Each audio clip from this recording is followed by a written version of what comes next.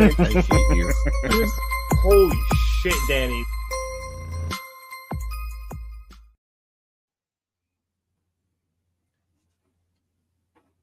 I guess he's doing Prince Nana. Hello, everybody, and welcome to another edition. It was Daniel Garcia. Close enough. Hello, everybody, and welcome to another edition of the Market Down Podcast. My name is Nick Cummings, joined tonight by James Asante. We do apologize for being a little bit late tonight. I had some technical difficulties. That's my bad. But I am so apologetic for you and what you did to us and this podcast. I blame Google Chrome. That's their fault. Fair. That's fair. Anyway, we are here tonight to review AEW Full Gear. This was, James, I thought this was a very good show. I was very sports entertained, and I had a great time. This has been one of the strongest runs of pay-per-views I've ever seen in professional wrestling. AEW, say what you will about the weekly product, say what you will about some of their storytelling, and say what you will about their attendance or lack thereof on certain occasions. Their pay-per-views do not disappoint. It has been a ride, and tonight was no different. This was one of, if not the best pay-per-views, maybe of the year for AEW. You say that, but like they've all been so fucking good. Even the ones we didn't think were going to be good were good. It's true. No, like, it's we're so at true. that point. So it's an embarrassment of riches with how well these shows have been booked. It really is. I assume you're already hopping in the chat. Yep, JL, always a pleasure to have you here, pal. Cole getting on your last nerve. Well, we're going to talk about that. So, get ready. Save it for when we get to the match. I disagree with your comment here so highly. There was a lot of trouble, a whole lot of trouble. It was, I was about to say the trouble might be the lowest form of the way to describe that. Also, yeah, I don't know. They smashed his leg. It's wrestling. It's one of those things. It depends on how you look at the story, but we'll get there. I mean, I didn't. Navarro, Navarro. Man. Oh, why did you not watch the pay-per-view, dude? You should have watched it. It was awesome. You should go watch it. I mean, after you're with us, go watch it. Yeah. Or, stay or watch it and then come back and rewatch this, but you can stay. Danny in the chat, or my cousin Daniel. Hello, Daniel. Chair was around his knee. So yeah, it was knee. I thought it was a knee, upper leg area. Dev, what's going on? Good to have you back as always. All right, Dev, hope you're doing well, Dev. Yeah, and Navarro, yes, absolute banger after banger after banger after banger. It was not a bad match on this card. I really don't think there was, even absolutely in the pre-show. Not. And we actually have to start in the pre-show. And I am going to just briefly glance over Eddie Kingston versus Jay Lethal and Buddy Matthews versus Claudio Castagnoli, which are both good. I missed part of the Claudio Buddy match, unfortunately, but the end was dope. But the Eddie Jay Lethal match was a lot of fun. Ortiz actually turned face again and helped him, which was very surprising. Yeah. But was he ever really a heel, or was he just done with Eddie? A bit of both. A lot of that happened on Rampage. So forgive me if I didn't see it. The James doesn't recall. But anyway.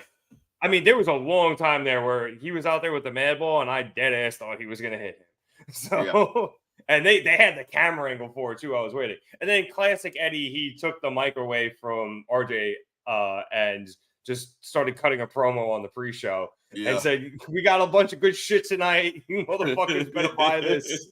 Like, classic Eddie just stealing the mic and cursing at the pre-show audience. Anyway, we actually, like I said, we start with the 0-hour main event, which was MJF and Samoa Joe versus the Guns for the Ring of Honor World Tag Team Championship.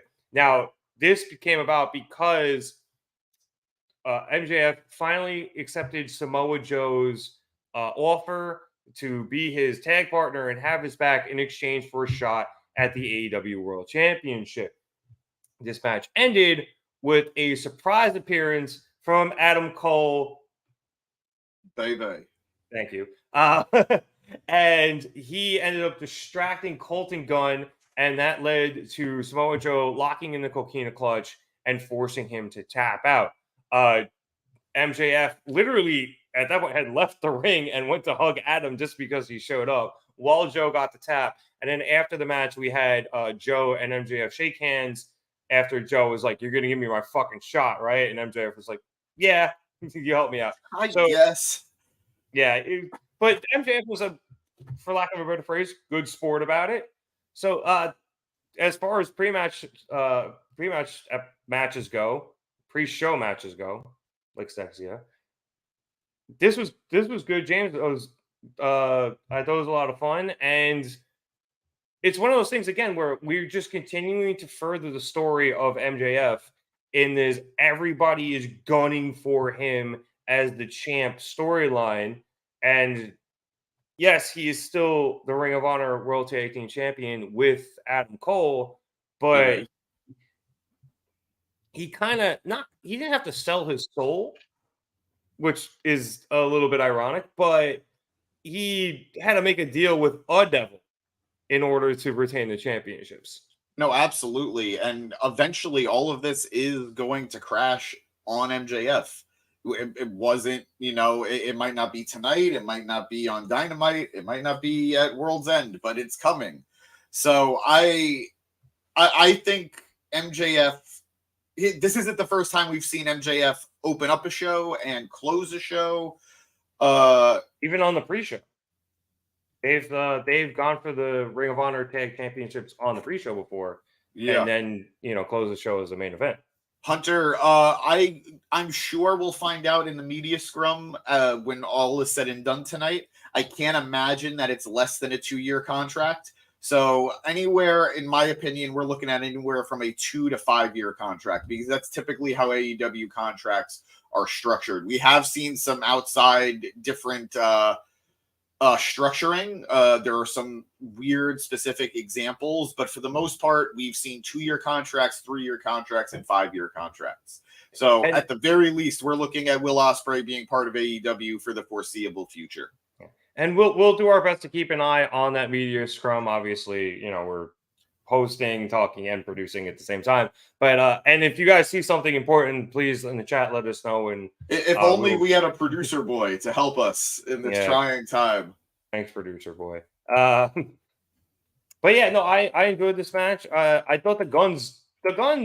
Somebody said this on Reddit and chat. I didn't get their username. I apologize to them. But the guns are great at just drawing heat. They're not out there to get themselves over. They're literally out there to just make you hate them. And whoever they're facing, you want them to win. It doesn't matter who they're facing. You just want the guns to lose. Then why are you commenting? Put your eyes on the fucking road, producer boy. He's got a point, Sting. But yeah, no, these guys were the perfect foils for what this story needed, and I said it from before they joined Bullet Club Gold. When I heard that they might, and I was so excited at that prospect. Yeah, they are exactly what Bullet Club is supposed to be. Bullshit heat magnet heels who you just want to smack upside the head. They did fantastic with what they needed to do, and win or loss, they got what they needed done. Very well done. Yeah, no, I thought they did a great job, and then obviously we have to get into what happened after the match, where after Samoa Joe and MJF shook hands, the Guns then jumped onto MJF and took a chair to his leg, whether it was his ankle or his quad or his calf or his hamstring or his knee or whatever it was. But they fucked his leg up, and he was stretchered out of the arena and into an ambulance. And as he was leaving, Adam Cole, who, side note, is terrible on crutches, he really is. He did not have any idea how to work those crutches. I was on crutches once. It was like 3 weeks. I rolled my ankle, and they put me on crutches just to keep the weight off so it would heal faster. And by the time I was done with them, I was doing tricks on the crutches. This motherfucker has had those for at least 3 weeks, and he can barely move in them. but he was able to hobble his ass to the back where the ambulance was.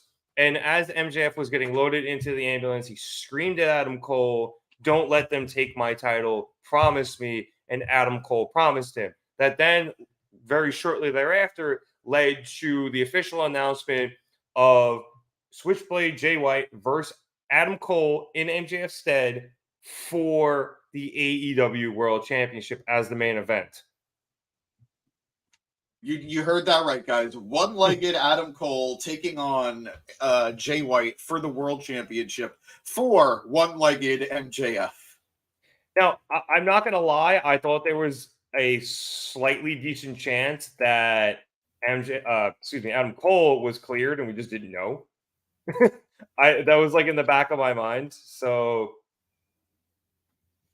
that's true. Dan, yeah. Well, you had knee surgeries, plural.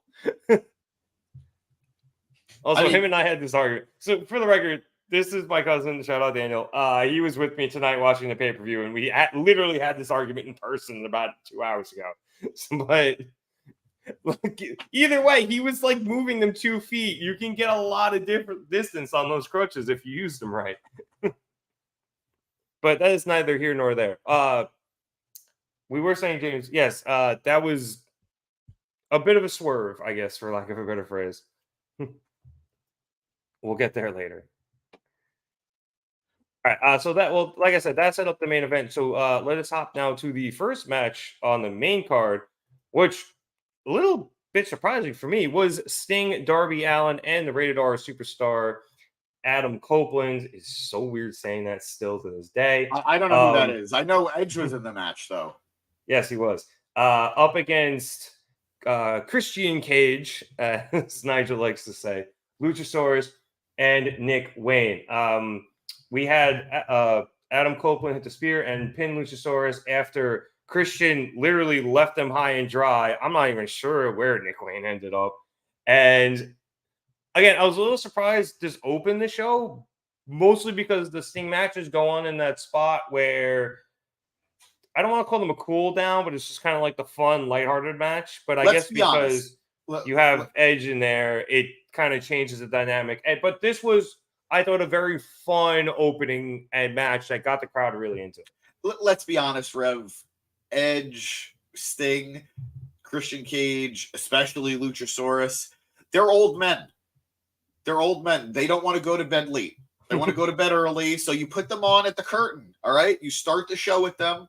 That way you get them home and tucked into bed as fast as possible. Oh yeah, they were definitely back in their hotels, tucked in by the time the show ended. Well, by 10 o'clock, the sleepy time tea had hit, and they were done. In their defense, it was the West Coast, so they probably could have stayed up a little bit later, but on our end. regardless, they earned those early bedtimes because they killed it. First of all, let's comment on how friggin' awesome Edge looked in the face paint. I love that whenever Darby and Sting have like a third, there's always an attempt to fit in with face paint.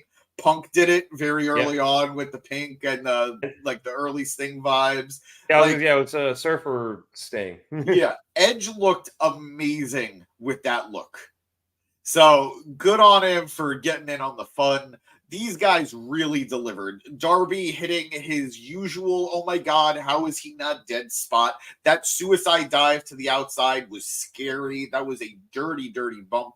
I loved the double suplex with the crossbody that they hit onto Nick Wayne.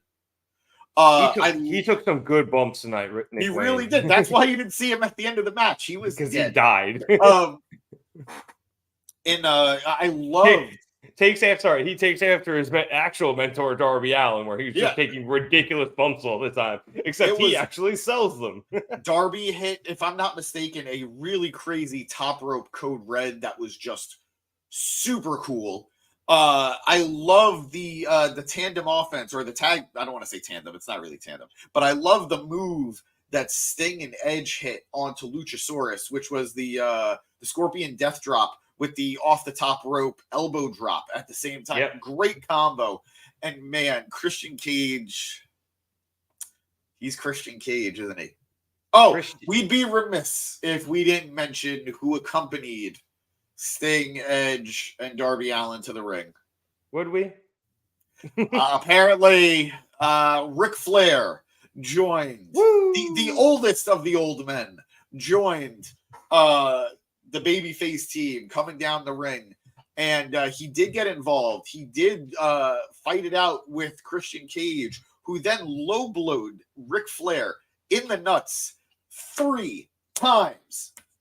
It was rough, and I loved every shot of it. Let his line, like, no more flares, okay? No mas. No mas flare. So, great stuff. Christian hightailing it out of there is so on brand for him. I'm very intrigued to see how he explains that to his tag team, to his little stable come Dynamite or Collision or Rampage. The patriarchy, I believe they're calling it, which I kind of like. I do too. Nigel calls it. No, I think they are the patriarchy, and not to sound too new wave, but down with the patriarchy. So good stuff. Great opening match. I loved afterwards. We got to see Sting hug his son in the front row, and Darby definitely getting fined at least twice for 2 massive F-bombs, saying that this is Sting's last fucking match in California. Everybody fucking get up and give it for Sting. I thought didn't he drop a motherfucker in there? Like, probably. I don't think the mother is what's going to get him fined. I think it's the other. I know, but there's a little bit more gravitas with a motherfucker. But so just ask Samuel L. Jackson. Fun, very true. Fun way to start the show. Great, fun match, and this is the beginning of the end for Sting, for better or for worse. So, good way to start the farewell tour. Yeah, and I'm kind of stealing from Danny here, but she needs to calm down. I was actually going to say something quite the opposite, where Edge did sweet kill another bug. Edge needed not a refresh, but like it's just refreshing to see him outside of WWE since he has come back. Like he did kind of everything he could have done upon going back into WWE, and I don't know, he was getting a little stale, for lack of a better phrase, and I don't know if that's his fault or their fault or whoever, but it's nice to see him out of there. It's nice to see him match up with some new people. Yeah. And it was just kind of refreshing to see him in this environment getting going. Obviously facing somebody, he's faced a million times in Christian, but, mixing it up with Luchasaurus and Nick Wayne and tagging with Darby and Sting, it was nice and refreshing to see him in this environment. And obviously the crowd very much responded to it. And I really enjoyed seeing him like this. No, I did too. And look, it's still very early days for Edge's run in AEW. I'm super happy he's here. It's going to be an exciting little run. Well, who knows how long this contract is? 2 to 5 years. It is 2 to 5 years. Once Edge grows his hair back, I'll tolerate him. I like him with short hair. I do. Like, granted, classic Edge is long-haired Edge, but he does look good with short hair, in my opinion. I'll say ever since he retired, I kind of liked him with the short hair. Yeah, no, me too. To me, it's what separates early Edge from today Edge. Yeah. But when Seth tried to kill him, he had the short hair, and I thought he looked really good. It looked good. I don't. So far, I'm pretty sure Edge is still undefeated here in AEW. I don't know if that's true. I might have missed a match, but I'm pretty sure he's still undefeated. I don't want that to continue for too long, because that was my biggest issue with his WWE run. How many wins he got in situations where he shouldn't have. Now, granted, I don't think there really is any situation where he should have lost here, so I'm cool. But I don't want history to repeat itself. I want him to have as much fun as he should have, because he was robbed of 9 years of his career. But that doesn't mean I want to see the next 9 years of winning. Okay? So we got through the first pay-per-view. We got through his return. This is awesome. I'm super excited. I wouldn't be against him being in the Continental. The Continental. But I don't want him to win the Continental. So let's see, but still on board, still excited. That does seem like a good opportunity for him to put a couple of people over, right? Yeah, and and not just put people over, but wrestle people that he probably wouldn't have had an opportunity to, because Edge's storylines are going to be very meticulous. They were in WWE and they're going to be here too. So this will be a good way to just have some random matchups that we wouldn't expect him to have otherwise. Yeah, but at the same time, I feel like you can get those random matchups and then he could just take an L because it is that type of tournament. You know, if they're going to book it the way they booked the G1, like, people just lose sometimes just because that tournament is grueling and grinding, and just sometimes you get an off day and you take an L, and that's just how they book it. So you could book it like that, and he can just take an L, and it would make whoever wins look really good.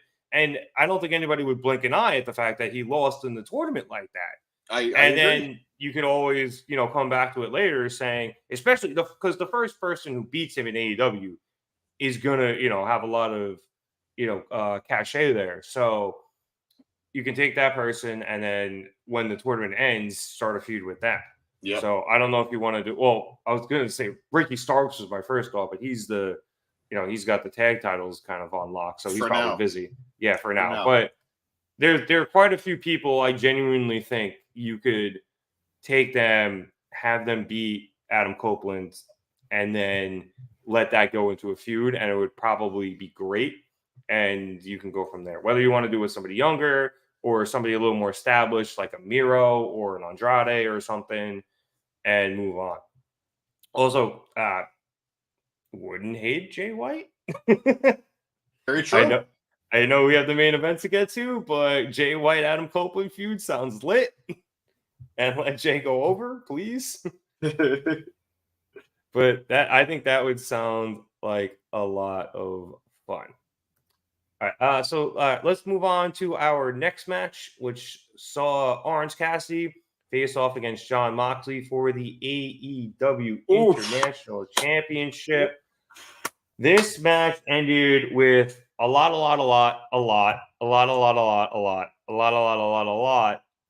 orange punches. So I want you to do your rundown of it. I want you to do your thing, but I just gotta say, I don't do rundowns on the pay-per-views. Fair enough. I so enjoyed this.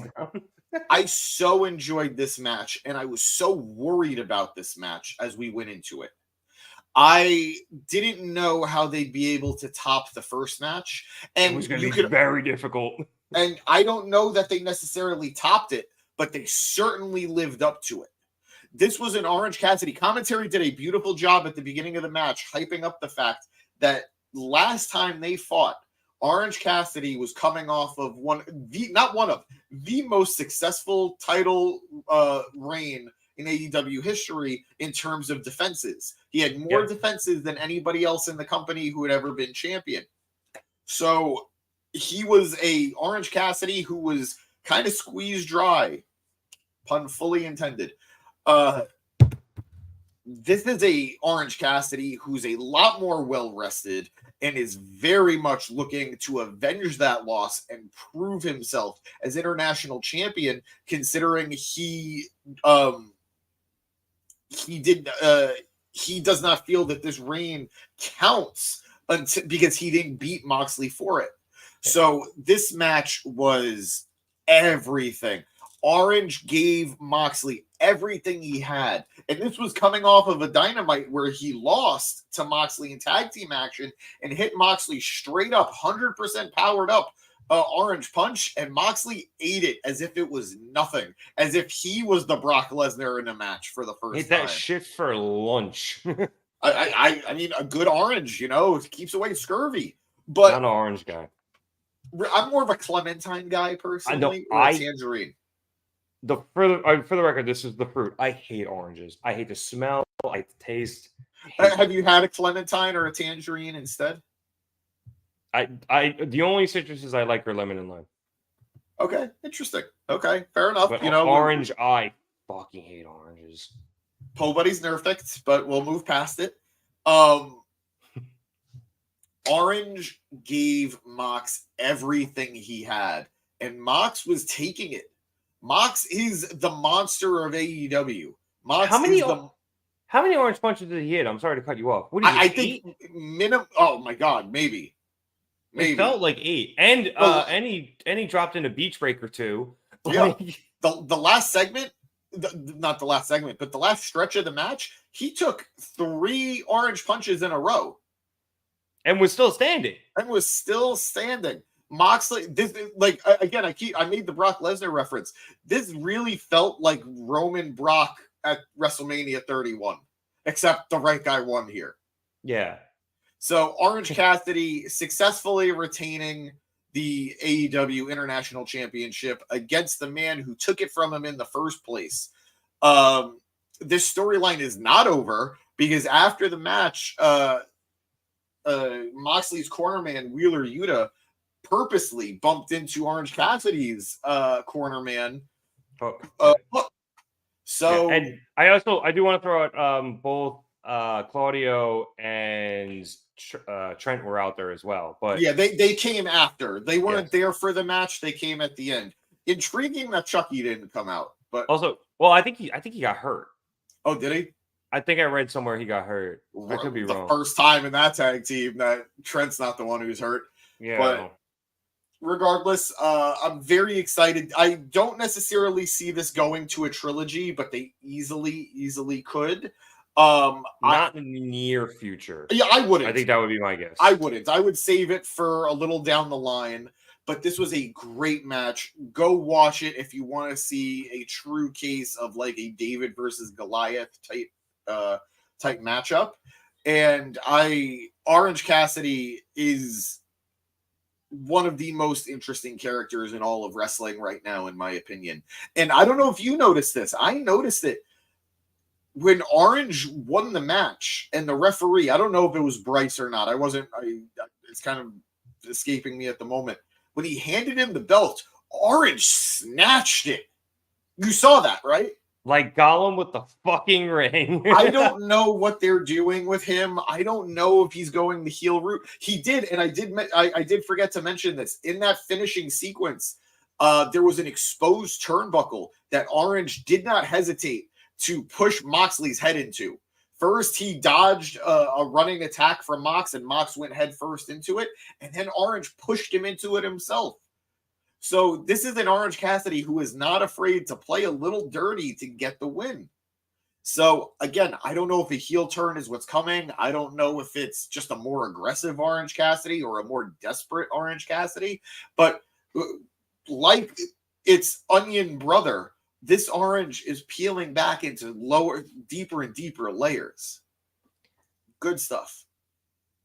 I have loved Orange Cassidy because we have seen him evolve from he's going to try to he gives a shit to he is desperate as all hell. And now we are seeing what some people are calling online Blood Orange Cassidy, where we are seeing a bit of a darker side where he is willing to go the extra mile. He's willing to bend the rules a little bit in order to retain this title. And I do agree with you. It was going to be very difficult to top that first match. Yep. That first match was just peak wrestling, absolute perfection. And they went about this one much different, obviously. And I think that was smart. I think if they had gone the same route, it wouldn't have had the same impact. Yep. Or Jimpact.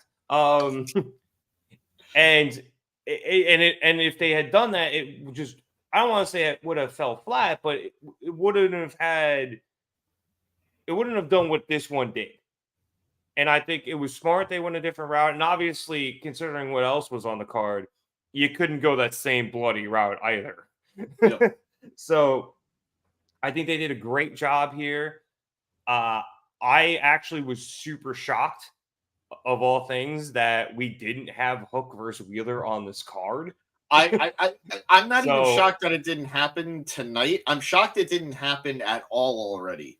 Like on Collision or Rampage or Dynamite leading up to this. That is what's shocking to me. I said Wednesday. I was like, I'm assuming it's going to be on the card on Saturday. Yep. And it wasn't. So we are getting that. If we don't get that, it's the dumbest decision ever. No, they're setting up for it way too much to not give it to us. They wouldn't have had that shoulder check at the end of the night. Although, to be fair, We didn't even see it because they panned to the crowd.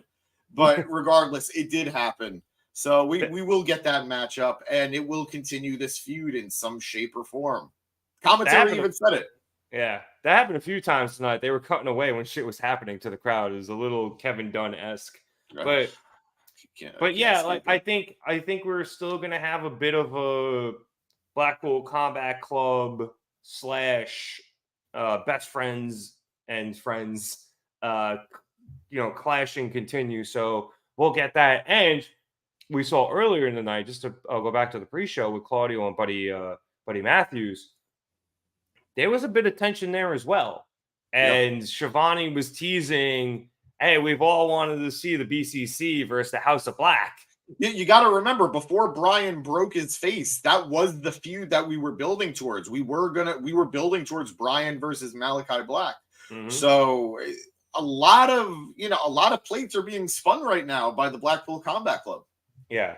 And look, you can say what you will about Tony and his booking, Tony Khan, that is, but you sure not Shivani? I'm sure he's got, a finger on that pen, but I don't think he's got enough of them. But Khan, he remembers everything. When he does something, he does it intentionally. And even if something accidentally falls by the wayside, he will come back to it at some point. Yep. You are not lacking for continuity in AEW, which is one of my favorite parts of the show in general. So great match. We will see where the BCC in general goes. Like we said, we have the Wheeler and Hook stuff on one of the plates spinning. We have the BCC and the House of Black stuff spinning. Eventually, maybe it's gone a little bit down, but I got to imagine we revisit Jon Moxley versus Orange Cassidy at some point. Yep. And we'll see what ends up happening with Orange. Again, Blood Orange Cassidy might be a thing. Also, shout out to the internet. That is a great fucking nickname for heel Orange Cassidy. It really is. But let us move on next to the AEW Women's World Championship, where we saw Hikaru Shida against, timeless Toni Storm. As I said, I was watching the show with my cousin, and trying to explain to him Toni Storm was a little difficult. There was a couple of things here, because he likes AEW, but he doesn't watch it like we do. And it was one of those things how the fuck do I explain that she just kind of snapped and became a 1920s diva starlet? Anyway, you just do it. You don't think about it. You just accept it. Yeah. I really like this match, and I've been on record saying that I thought Toni should lose because I thought it would further her spiral and it would be great for her character. That being said, she ended up winning because she used the hip attack, but she took whatever that silver-plated serving tray was in her hip and hit a hip attack with it and ended up winning with that. And everything that happened after, the camera immediately going back to the black and white as her music hit. Amazing. Her just absolutely, on borderline, she was swooning, basically. Yeah. You had Mariah May come down and bring her flowers, literally. And then you had her being carried out by Luther. Honestly, as the biggest Shida fangirl on this podcast, it was worth her losing. That was so fucking great. And I'm not entirely sure. Oh, dude. Mox to Bleed starts at minus 5,000 and then it gets to minus 10,000 by the time the match starts because everybody's betting it. Yeah. But yeah, I'm disappointed Shida lost, and I do think Toni losing would have been better for her character. But those last 2 minutes of her winning and then being literally carried out were worth every fucking second of my sadness of Shida losing. Look, we talked about it, and it's unfortunate because Shida is so good, and she doesn't deserve to be this paper champion that she's been portrayed as with these last two reigns. But the division needed Toni to win because Toni is an example of finding a character, creating a character, finding success with that character, and then handling that character the right way moving forward. So it was proof in the division for the women that you can get over if you bust your ass and you are creative as hell. And we're going to talk about that in another match later. And none of this is a knock on Shida. There's a reason Shida is the first and only 3-time women's champion. 2-time? Tony's 3-time now. Oh, but Shida's a 3-time champion too. Yeah, no, you said the first and only. And I was like, no, right, Tony right. just tied her. Thank you. You're right. There's a reason she's the first 3-time women's champion.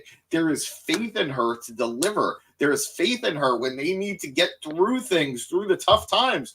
Shida is the one to do it because no fan is going to say, I don't buy her as champion. That's how good Shida is. So I hope that they could find something for her to do, whether that's Ring of Honor or elsewhere or whatever it is. But she is all reliable for this division. But Tony is in a division that is struggling in general. She is a ray of sunshine, even if that ray is in black and white. So I got to give it to him. I will say I did love the serving tray for the hip attack. I hated though how obvious it was that the ref just was willfully ignoring it. Yeah, I've been seeing a couple of people saying that over on Reddit. They're like, it's pretty fucking obvious, Aubrey. Like, you should have saw that. Yeah. Like, Tony didn't hide her ass when she was pinning her. You know, Tony can't hide her ass in general, but that's besides the point. A few minutes, bonk. But I don't like my referees to feel inept. I don't like my referees to look clueless. I'd rather see that the heels are crafty enough to fool the referee, not that the referee is just, what's going on? So that was a little bit of I wasn't crazy about that. But considering how fun the rest of this was and how well executed everything else was, I'm all for it. I'm very interested to see how this new woman, I apologize, Mariah May, will fit into everything. I'm very excited for her. I really am. I think there's a lot. I think there's a lot for her to do here. Whether they go with that one movie I was mentioning when she first debuted, where she's trying to just steal Tony's spot, or they just do Fangirl or whatever it is. I think she has a lot of potential, at least as a character, which I think is something we all agree on. The women's division has been lacking, even though I think they've been building more and more of them late. I do too. And it's a success. And it's a success we should reward and we should cultivate, which is why, as sad as I am for Shida, this was the move to make. So good stuff, great women's match, and I'm excited to see where this women's division goes moving forward. Yeah. So JL is in the comments. He's saying Tony should be losing. So I don't disagree, by the way. I don't disagree with JL. I actually think JL's right, but I'll get into that. But you go ahead. Well, I was going to say, when I said at the top of this, I thought Tony should have lost, and not just because I'm a Shida fanboy, but because I think her character actually could have benefited from it. I think if she had lost and she continued to spiral down, it could have been a very interesting character arc, and eventually she would work her way back up to the title. And you could have a character and feuds that are not intrinsically tied to the title itself, which again is something the women's division is lacking. So I completely agree with you in that sense, but we have to deal with the reality of the situation and now what we're hoping for out of the situation. And that being the biggest women's character right now needs to have the title to bring forward. It's not even just that. That is the nicer side of it. The reality, though, is we're not going to be getting women's segments or women's matches that don't have to do with the title. Which is dumb. It is. No. I agree. I want there to be more women's stuff that has nothing to do with the title. I just want that division to be cultivated. It's why I was so excited at the aspect of Rampage being a women's show only. That way they have time to just develop and do their thing. I would watch Rampage so much more if it was just the women. I swear to God. I hope that rumor does eventually come into fruition. But I am dealing with, again, the realities of what we're dealing with. And right now, we're not going to get women's matches or segments unless it's leading to a title or a major storyline. So it happened. The biggest thing about the women's division for a while was Saraya. And then how do you get that going? They merge the women's title stuff into it. So it's just the way AEW is going to run. So if you're going to do that, you need to put Toni Storm, who is their most over women's act, in a situation to be around the title or with the title. It sucks with how hot potato this belt has been, but I think we're through the thick of it now. I think we're through the darkness of it all and we're at the light. So let's see. Hopefully we're proven right and we don't get another title change for this title for a little while. I'm hoping Tony holds on to it for a fairly lengthy reign, because the only person I kind of want to see take it off of her is oh my God, why am I blanking on her name? Jamie Hayter. And I don't know when Jamie Hayter's coming back. She, whatever injury she had was apparently pretty significant. She's been gone a very long time. I mean, the last time I genuinely remember seeing her was, and I know she was around well after this, but the last Full Gear, the one we went to, was like I feel like the last significant thing we saw her do. And then obviously she was injured and lost the title to Toni when she was running with Saraya and Ruby Soho. So trademark pending. So she will hopefully come back, and I will be very thrilled to see her. And you can go from there, but even if she's due back in like a month, I don't want to see that yet at all. I don't want to see her anywhere close to the title, even though she should be feuding with Toni because Toni beat her for the title. So give her, I think you got to at least give her something else first, get her back in the ring, get her feet wet, instead of just throwing her right back into the title picture. Yeah. So there is a lot there. I do want to bring up something, a bit of a side note, but it is related to the women's division. And it is a Ring of Honor spoiler. So if you guys haven't seen this, I do apologize. You're fine. You saw this. Ronda Rousey debuted in Ring of Honor. It hasn't made TV yet, I don't believe. Although it'll probably be this upcoming Thursday.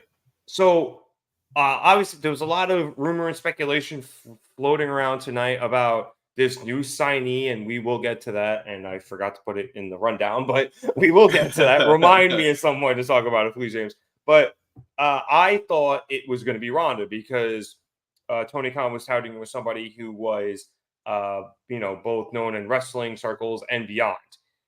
And she was at Collision, and then obviously I think they taped Ring of Honor after Collision. So she was there and she debuted on Ring of Honor.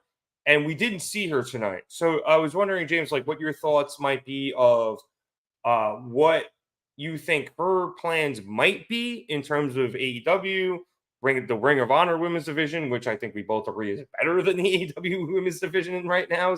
Shout out to Athena. And just, I guess, the idea of Ronda being right now in Ring of Honor and possibly in AEW.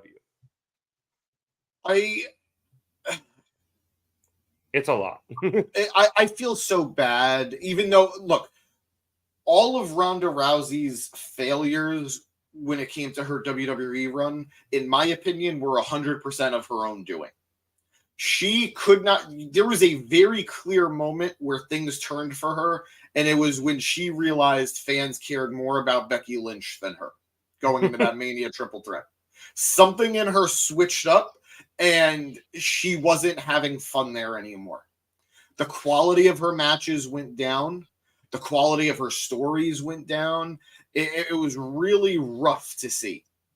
So, again, all that said, she has no one to blame but herself. I do think there is room for Ronda in the wrestling world. I am excited at the aspect of what she could bring. I am excited at the aspect of the visibility she could bring to AEW and Ring of Honor, because I guarantee you a lot of people are going to be watching Ring of Honor now to see what happens with her debut. Oh yeah, like that's must-see television. Whether or not you're going to pay for Honor Club, or I'm sure somebody's probably going to put it somewhere. Somewhere on the YouTubes. We don't condone that. We don't. But it's going to be a big deal. So yeah, I'm gonna see it. I'm gonna watch it. Somebody's gonna put it on Spirit Circle, and I'm gonna watch the debut. Hey, we have Honor Club here at the Market Down Podcast. That is also true. Yes, James has Honor Club. My Honor Club is your Honor Club, but I think there is a lot of good that can come here. I don't want to see her steamroll the division, as it is more than likely. I don't know the specifics of her debut in Ring of Honor. I have a feeling it's Athena related, because she did wrestle Athena in a tag match at Wrestling Revolver. So I'm assuming that's where they're going, but I'm very about it, because I don't want to see her come in, win the title off of the top act in the division, and then just and be Ronda, and like you said, run through the division. But I will tell you, there is a match I'm very excited at the aspect of seeing. I am very interested to see Statlander versus Ronda. The first name I thought of, I was like, Stat. So let's see. That opened up a bit. We'll get there, but that did kind of open up a bit. Right. So give it time, but I cautiously optimistic, because as bad as things got with her by the end of her WWE run, I was there for that first match where it was her and Kurt versus Triple H and Stephanie, and I remember how exciting all of that felt. Forget that. Remember when she stiff-armed Stephanie McMahon with The Rock, and how excited people were? Yep. Good and stuff. And then she squared off against Trips. Like, people were hyped. I was hyped. And that was peak Ronda Rousey, too. Wearing a friggin' Goku shirt, I'm pretty sure. I think it was Vegeta. Oh, sorry. I respect Dragon Ball Z. Don't finish it. Don't finish it. We're moving on. I haven't gotten into it. Damn it. Anyway, I would just like to say, to everybody who's joining us right now, thank you for being with us here at the Market Down Podcast. We'd love to have you. Please leave a comment. We love talking with you guys. What did you think of the show? What did you think of this? What do you think of what we're talking about right now? And if you like us, if you like Nick's beautiful face, if you like looking at my ugly mug, give us a like. Go leave a follow. What is it that you kids do? Subscribe. You subscribe on YouTube. On YouTube. So subscribe so you can hear us talk more. So also, social media in the description if you guys want to follow us: Twitter, Instagram, TikTok, and what's the other one we have? Facebook. Oh yeah, Facebook. People still use Facebook, right? I don't think Dev gives a. Oh, I clicked Eric's comment. He came in quick. I don't think Dev gives a damn about Ronda. I mean, I get that. A lot of people are burned out on her, and again, in my opinion, she has no one to blame but herself. So in the end, I'm kind of just laughing at the fact that she went from teaming with one woman in the Four Horsewomen to another one in a different company. So that's kind of entertaining to me, but let's see. Let's give it a chance. I'll say producer boy, who is hopefully no longer driving, thinks that Ring of Honor is the best spot for her. So you're not just hopping into the main roster and beating people. And I do think, there's a certain, it's funny with, AEW where wins and losses allegedly do matter. And I know they've kind of gotten away from that a little bit, but, even when Punk came in, he won 9 or 10 matches before he actually got a shot at the title. So you wouldn't be able to, Jesus, dude, stop fucking driving and texting. You're gonna die. And we say this from a place of caring, please. Yeah, no, don't die. We need keep the stream going in the background. Yeah, we need you to produce the show. But yeah, I do think it is a good way, and also for me, it feels like Ronda's like a free agent. Like I said, she wasn't wrestling Revolver, and granted, other AEW talent was there the other night, which we will get into, but it does kind of seem like she has just kind of been hopping around and doing what she wants to do right now, and maybe she's just having fun with that. Maybe she just has a few match contract with Ring of Honor. She goes against Athena. Maybe she takes an L, which would be really nice feather in Athena's cap or her wings if she's still rocking those. And and it'd be great. And maybe she doesn't go to AEW, or maybe Ring of Honor is her test run, or to come into AEW so she learns how to work this more indie style, because she's really only worked the WWE style. So especially because the crowd is going to be the same as an AEW crowd. Ring of Honor tapes, I think, the same night as Dynamite. It's Collision because Collision is live on Saturday. Do they tape Rampage? Ring of Honor on Saturday? I think normally what happens, and I could be wrong, but I think normally what happens is you have Dynamite and then Rampage on Wednesdays, and then I think you have Collision and Ring of Honor. All right, okay, so you're going to be getting the AEW crowd no matter what, and if they respond well to her because they're still an AEW crowd, then we could talk about moving her over. Yeah, and look, I think it'd be cool to see Ronda in the AEW Women's Division. There's a lot of cool matchups, like you mentioned Statlander. That'd be really cool. Who am I blanking on? Tyra Valkyrie would be a cool one, or Tyra Valkyrie. That'd be a good match. I don't know where she's been, but Reddit was saying she's been doing a lot of dark matches and working with a lot of younger talent at the moment. I do miss her from TV. She's a great talent. I know you can back that up. So I think that would be a cool matchup. Like, this women's division is deep, and we talked about this a few weeks ago. They're missing a lot of people due to injury and whatever the fuck Thunder Rosa is doing, and and whatnot. But this is a deep division, and they just don't get TV time. If you give them TV time, you can really pad this division out. And you have fucking 5 hours of television to do with Tony Khan. You can get more than friggin' 20 minutes an episode. Yeah. Like, for fuck's sake. I agree, man. I agree. And just last thing I want to say about the women's stuff, or at least this part of the women's segment for the night. How funny would it be if Tony Khan could get a 4 horsewomen versus 4 horsewomen match before WWE? There is no way on God's green earth that Becky Lynch is leaving WWE for AEW. Yeah, not now. Maybe in a couple of years' time. Now, no shot. Yeah, Bayley too. I don't think Bayley's going to go anywhere. Weirdly, I wouldn't be shocked if Charlotte left. Just because of Andrade, although that's maybe at the moment. I mean, or her Rick, her friggin' father. But even before he, don't do it. Sorry. Even before Rick got there, I thought Charlotte would be the most likely of the 3 remaining to go there. Yeah. But moving forward. Yeah. Another name we didn't get tonight, Mercedes Moné. But that's apparently still on the burner, but it's in the back. But you're right. We have spent a lot of time on this. I do apologize, but it was very news and noteworthy and a good conversation. We got to give more time. We got to give more time to the women than Tony does. Yeah, exactly.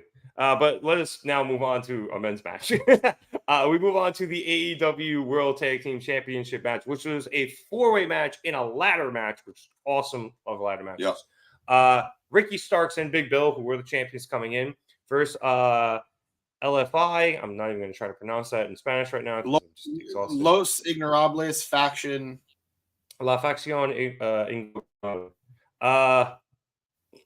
Yeah, it did it. Versus FTR. Versus Kings of the Black Throne, which is what they're rolling with. Which, honestly, very cool name. Even love that name. Love it. I've loved it since the Indies.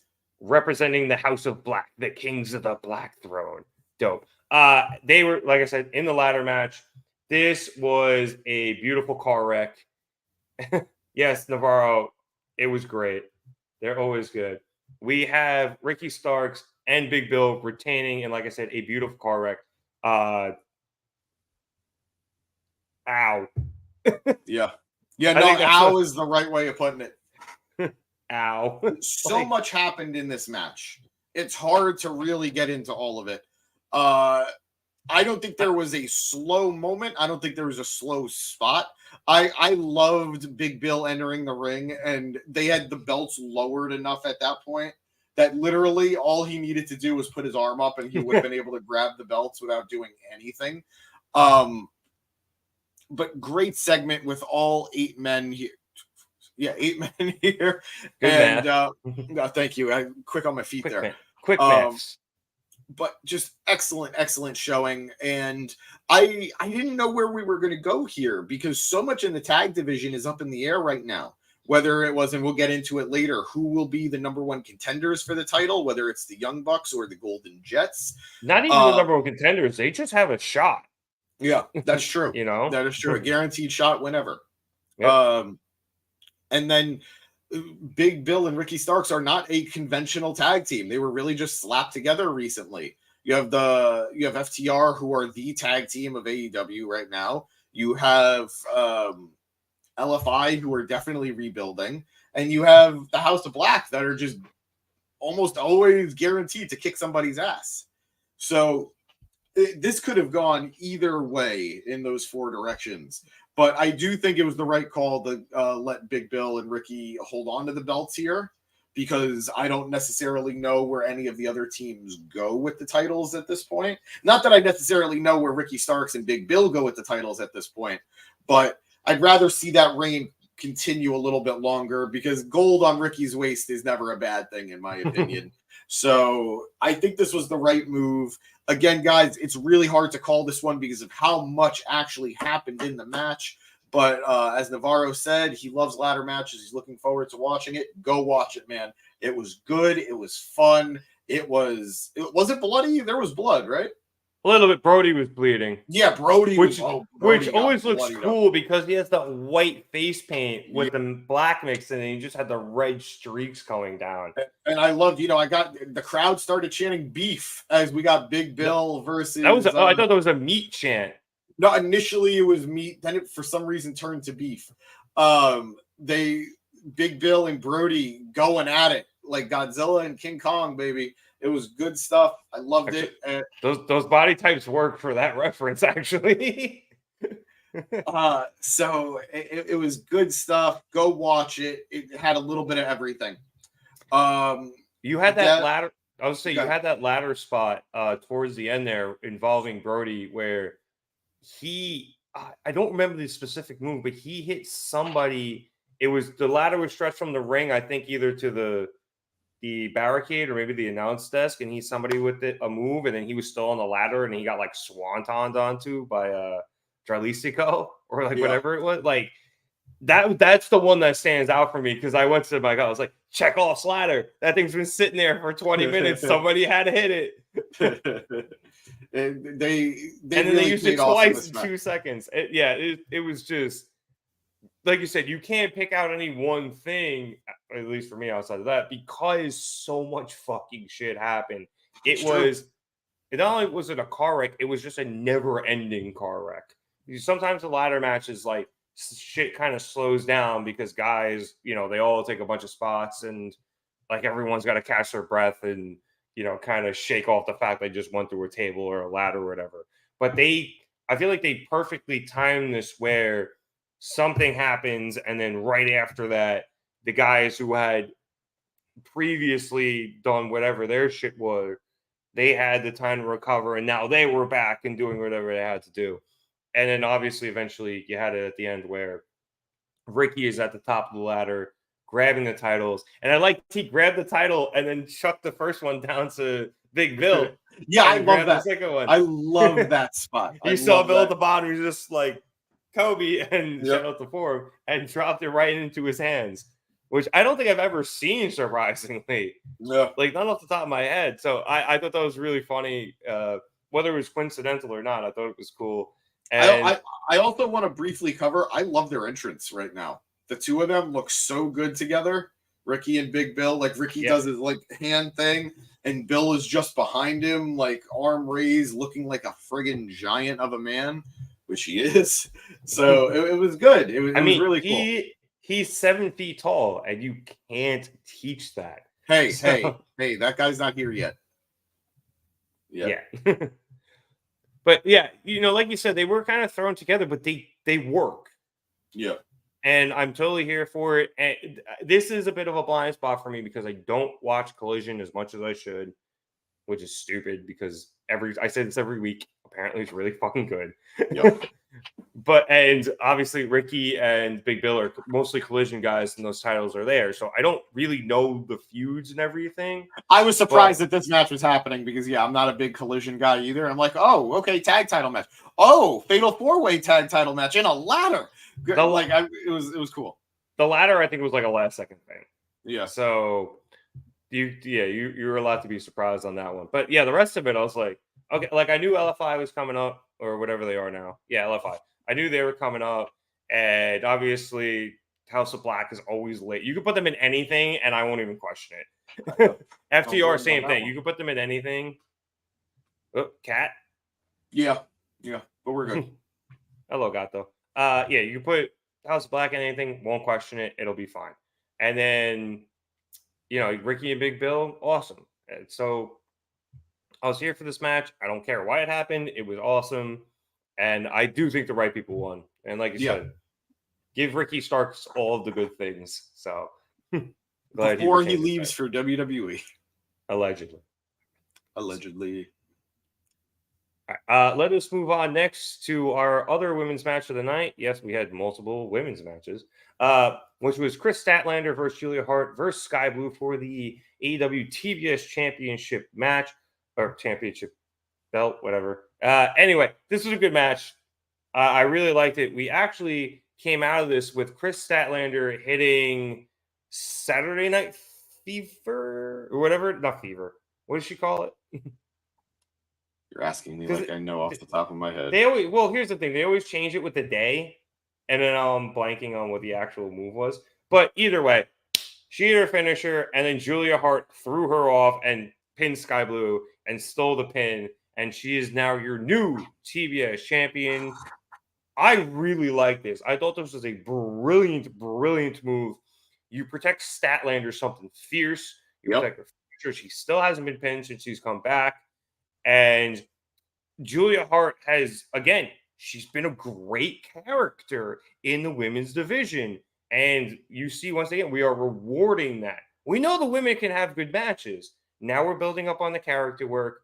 We have Julia Hart get the title. We have somebody representing the House of Black with a title. Right. Again, well, they had I forgot they had the trio tag, but we have them have a title again. And we're continuing whatever story we had with Sky Blue as well. So more character work. And I think, like I said, this frees up Statlander to do other things while still being protected. So I thought all in all, this was an absolutely phenomenal move, and it was phenomenally booked. I completely agree. You hit the nail on the head here. Statlander was very well protected by that finish because she's the one who did all the work. Julia Hart looks as smart and conniving as we knew she'd be. And Sky Blue she's still developing. She's still young, and this new change of character, it's okay that she's taking a loss right now. It's going to help develop her a little bit further. So all in all, this was very well done, but we're burying the lead here because the most important thing was that Chris Statlander came out dressed as one of the Purple Cobras from Dodgeball. She must really have a thing for Ben Stiller because we had Zoolander at the last pay-per-view. Yep. So you know what? If you got a thing, girl, rock it. Good for you.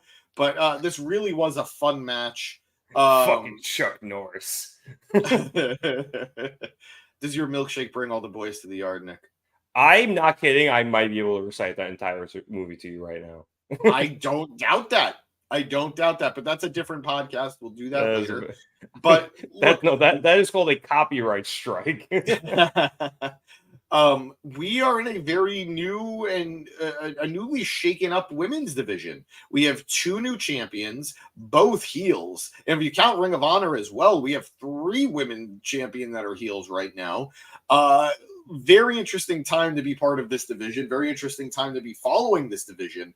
But this is another example, following what we said about Toni Storm earlier in the night. We're seeing these characters who are developing characters, developing personas, evolving who they are, being rewarded for their hard work and for getting over. Because Julia Hart has been getting over.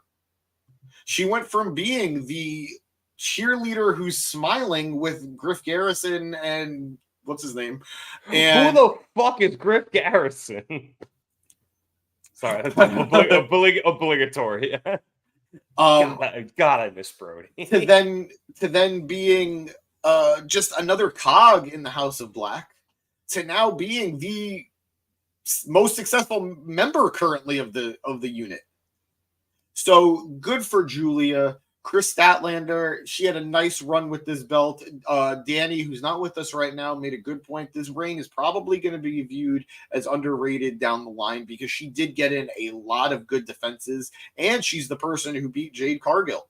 So she has nothing to worry about coming out of this loss because she still looks good doing all the work.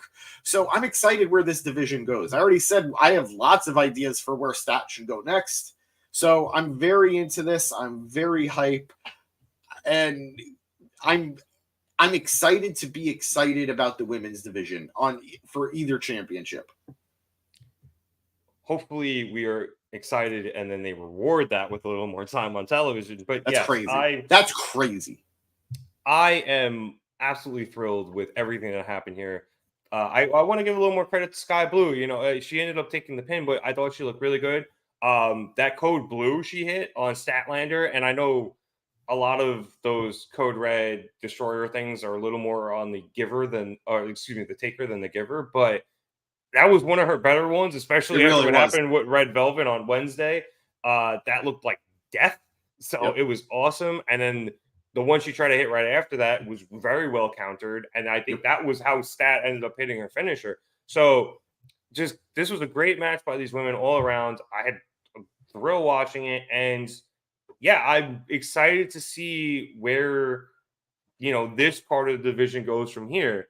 And there's a lot of women where Julia Hart has been interacting with and either feuding or semi feuding with. You have Sky Blue, who is brainwashed. I don't know what she is, but corrupted. Exactly. Yeah, she's clearly got a screw loose for lack of any other phrase. Willow Nightingale is somebody who's been involved. Oh, I think we're closer to a Willow title reign than we've ever been. So I'm trying not to jinx it, but universe, please let us get there. Yeah, I think Julia is the perfect person to drop the title to Willow. Yeah, but I really do hope that we continue the longer reigns in the TBS championship, especially because of late we have been ping-ponging the AEW Women's Championship a bit. Yeah. And I've been enjoying the fact that it's a good balance. Now, look, I'm not saying Julia Hart's got to go out and do Statlander's I'm going to defend this shit every night thing, but I'm hoping she holds it for a minute. I think realistically, every title needs a short reign here or there. And the TBS title has had one very long reign and one healthy reign with Stat. Yes. I'm not saying Julia needs a lot of defenses.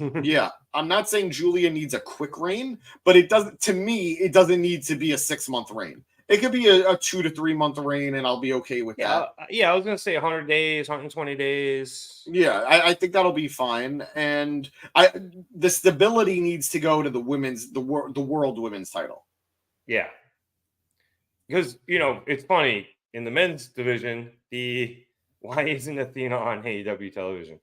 That is the $1 million question. That's what we're all wondering. She's killing it in Ring of Honor.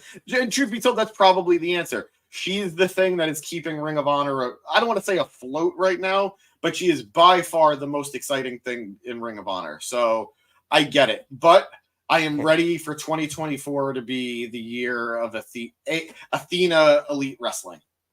And we say that with Eddie Kingston being the Ring of Honor champion, but Eddie, we love Eddie. Yeah. Athena is Ring of Honor. Eddie just has the title. It's absolutely beautifully said, Rev. Beautifully said. Yeah, Athena is like the main attraction in Ring of Honor because the only time she shows up in AEW was she was on 0 Hour before All Out last time I saw her. Yeah. And it was a mixed tag. Yep. So, I love Athena. And at some point when they find somebody to beat her for that title, whether it's Ronda or whomever else, yes, bring Athena straight into the AEW Women's Division and right for probably the TBS title, I think would be my guess. Unless you wanted to have her run right at the AEW title. But Wait, who's this? Who's this? Athena. I would like her to go for the main women's title. Fuck it. I'm good with it. I'm good either way. Just give her a fucking title. Yeah. Character-wise, I don't necessarily want to see her go against Toni Storm, although the match would be great. But I am ready for her to be AEW Women's Champion. No, she beats Hayter. Hayter beats Toni. That would be good. She beats Hayter. That would be good. Which is why I was saying maybe let her get the TBS title for a while, and then she loses and she beats Hayter. Yeah. You got it, man. You got it. You're killing it. All over it. Let us move on now to our next match, which, quite frankly, in an absolutely stacked card, might be match of the night. If I had a cigarette, I'd be smoking it right now. Just thinking about the match, it was so good. Hangman Adam Page, Swerve Strickland, Texas Death Match. Yo. Like that one word, yo. Swerve won this by taking a page out of Hangman's playbook, wrapping him up on the neck in a steel chain, and hanging him the way he did to Moxley. This match we shouldn't start with the finish on this one. I'm just saying that was the finish, and eventually Hangman was passed out and unable to get up. But I mean, the road to get there, guys. First off, entrances. Swerve and more importantly, Nana got an epic entrance with dancers doing the dance, everything. It was great. It was great. And I'm just saying it. I'm proudly. I am so happy that Nana is getting so over, that he's getting all this love and he's getting all this attention, because my God, the man has been delivering for 20 years with Ring of Honor. So absolutely well earned. And I'm really happy for Nana. So much weed from the high school drug dealer. So much weed. But no, actually, for those of you who don't know, James has been watching Nana for almost, I think, all of these 20 years. Yep. So this is James's boy, and yeah, you're right. He deserves everything he is getting for what you've been telling me. So kudos to him. It is so nice to see him getting over. People are doing the dance in the crowd. They really are, and it's always he's full blown heel. He broke into Hangman's house and fucked with his kid, and he's still getting over as a face. It's been a weird thing to see, but I'm so happy about it. Swerve coming out looking like I don't know how to say it, a boss. Really, he came out looking like an evil villain. An intimidating evil villain with an entrance to match. And it didn't matter because out the gate, no entrance, Hangman, jumping Swerve, buckshot lariat before the bell even rang. Not that it ever had to ring, but yeah. But Hangman not hesitating to go after the man who invaded his home, his family's home, his child's bedroom. Excellent. This was a feud that we really did talk about in the weeks leading up to this. The intensity of this feud, the intensity of these two men, and how do you pay that off? And man, they paid it off tonight. Guys, there were so many instances where I was sure this was the end. That was the end of the match. It was over. No, they went and they cooked. They ate, no crumbs left. They just delivered with this match. There were chain spots. There were barbed wire spots. There was fucking concrete, cinder blocks. Yep. There was interference. At the end of it, there was one point. Guys, I'm sorry. Oh, boy. Gotta love it. Thank you, LG. The best part, my laundry wasn't even running. You can turn that off. You know that, right? I didn't have anything running. That thing has a mind of its own. There was one point, guys. There was one point. Swerve busted open, bleeding, crimson mask. Hangman picks him up, lays himself down, and as the blood is pouring from Swerve's face, Hangman just catches it with his mouth and starts drinking Swerve's blood. That was so good. It was so good. It was so sick, but it was good. Disgusting in the best way possible. I was blown away with this match. Hangman delivering beatdown after beatdown after beatdown onto Swerve. A beatdown that is well-deserved. Swerve barely escaping twice in thanks to Nana, who pulled him out of the ring at one point before that 10 hit. Yeah, at 9. Yeah, and another instance of Nana pulling him up in the ring. Great stuff. There was Brian Cage interference. Hangman looked like a superhero. And Swerve, his evil counterpart, making sure that he was countering him at every stage, every step of the way. There was an excellent... A lot of people online hyped that. It is going to be one of the most talked about things from tonight. That you're never allowed to chant "you sick fuck" ever again. Yeah, after this. Oh, by the way, speaking of chants, this tops that. This tops that. The top of the list. You sick fuck. You drank a motherfucker's blood out of his head. Speaking of chants, I'm just gonna put this out there now. I haven't been mad at you guys the way a lot of other people have, but you know what? Never chant for tables again. Again. We had all these things that I'm telling you about. We had barbed wire. We had chairs. We had cinder blocks. We had blood pouring down. Was there broken glass? I don't remember. Yes. Yeah. There was broken glass. He put it right onto Hangman's back. At one point, Hangman took out a staple gun and stapled his... Dude, that was the start of the match. He stapled fucking Swerve's head to start the match, including stapling his own child's picture into his cheek. And yet these people are asking for tables? Look, tables are fun. I get it. They look cool. You got one at the end because Nana, I think a pile drove through one or something. But no. Brian Cage brought out a table, and you know what the crowd started chanting? We want fire. Greedy you guys need to sit down. You guys need to... You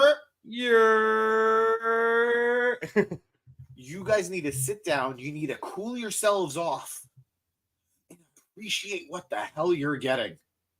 Jesus. Relax. Oh, Eric is in the chat. He was not hyped for the blood drinking. They said hate it. Apparently, this was a spot that was not going to appeal to everybody. There are people who don't like the hardcore stuff. There are people who don't like the death match stuff. This was a death match. This was a Texas death match. Literally billed as such. There are people who don't like that, and I'm never going to tell you you're wrong. For some people, wrestling is a very specific thing, and this might not appeal to them. But I am going to tell you that if you are a fan of this type of wrestling, if you are a fan of more extreme wrestling, or at the very least you're open-minded to wrestling, this match delivered on all fronts. The blood was a lot. It was gross, and it might skeeve you out. But you know what? I've never seen it before, and maybe I never want to see it again. I've been seeing this match be called the best match I'm never going to go back and watch again. Oh, I will. I'm going to too, because that's how good it was. But I understand if you didn't like it. I love this match. In the end, Hangman super protected, overcoming Nana, overcoming Brian Cage, getting ready to stand up after Swerve hit every finisher he had, from his top rope coup de grace, his what's that movie hits where he sort of flips them. No, the kick is last call. I don't remember the name of his other.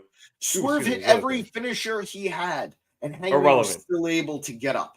Finishers were irrelevant in this match. It wasn't until Hangman hit a bullseye? The Deadeye? Deadeye, thank you. It wasn't until Hangman hit a Deadeye from the apron, through a table, onto Nana, that Swerve was able to capitalize, hit him with a cinder block, and then choke him out with a chain. Very similarly to how Hangman beat Moxley in his Texas Death Match. Oh no, was it Moxley or was it Lance Archer? No, Hangman beat Moxley by like I mentioned earlier. He hung him, or excuse me, hanged him. People are hanged. Pictures are hung. He hanged him off of more of the ropes. I think Swerve did it more from the post, but yes, it was the same thing. He used the chain wrapped around his neck and hanged Mox. Mox ended up tapping. Hangman actually didn't pass out. He was trying to get up there at 9, and he just didn't have the strength to do it. And like you're saying, I was very concerned going into this match because I was like, because Hangman had to lose. Because for Swerve storyline purposes and where I think Swerve is going. But I was concerned. I was like, how do you have this guy lose to somebody who broke into his house and threatened his newborn child? Or I guess not new, but months old child. That's how you do it. Absolutely. Look, Hangman murdered this man. He beat him within an inch of his life. And the only reason he lost is because 2 other schmucks got in the way. Absolutely. Hangman, super protected. Swerve shot up like a rocket into the stratosphere. This was a guy that when he was challenging Orange Cassidy for the international title, people were like, okay, I guess that's fine. To now, this is a man who is on a lot of people's short lists for being the next AEW world champion. Hangman went out of his way to put this man over. Say what you will about the Elite. Say what you will about those 4 men. They have been busting their asses to get as much talent over lately as possible, and we should be grateful for that. Swerve is a bona fide main eventer now. He is, in my opinion, the most despicable man on the roster, and it's entirely because he went up against a character like Hangman. And that and MJF's face now. But and to Swerve's credit, he lit a fire in Hangman that I don't remember Hangman having in a very long time. I saw an article saying Hangman is back because of this feud. I liked his feud with Mox. This had more legitimate fire to me than the Mox feud. Yeah. So love this.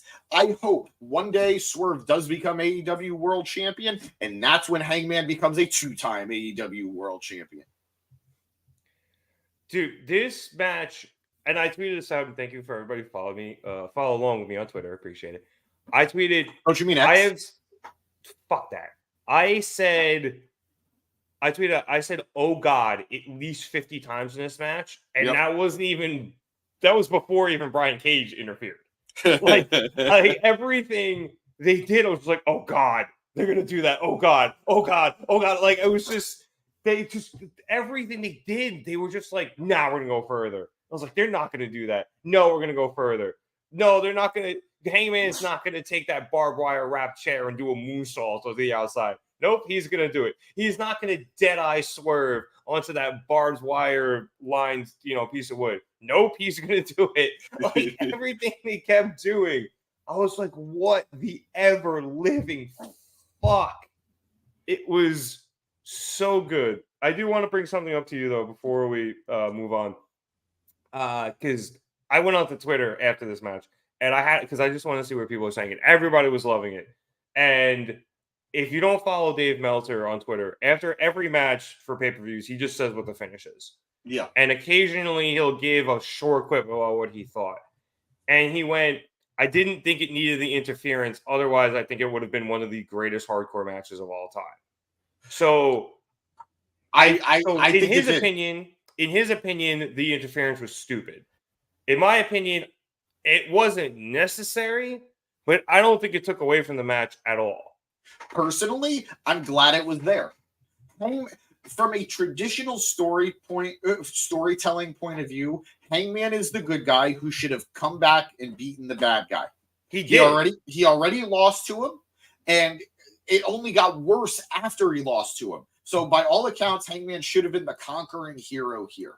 Yeah. He had him beat. If Donna just pulled him out. And that's my point. If Hangman isn't going to win this match, I need every reason to think why he's not going to win this match. Otherwise, he looks like a punk. So to me, having Brian Cage there, incredible.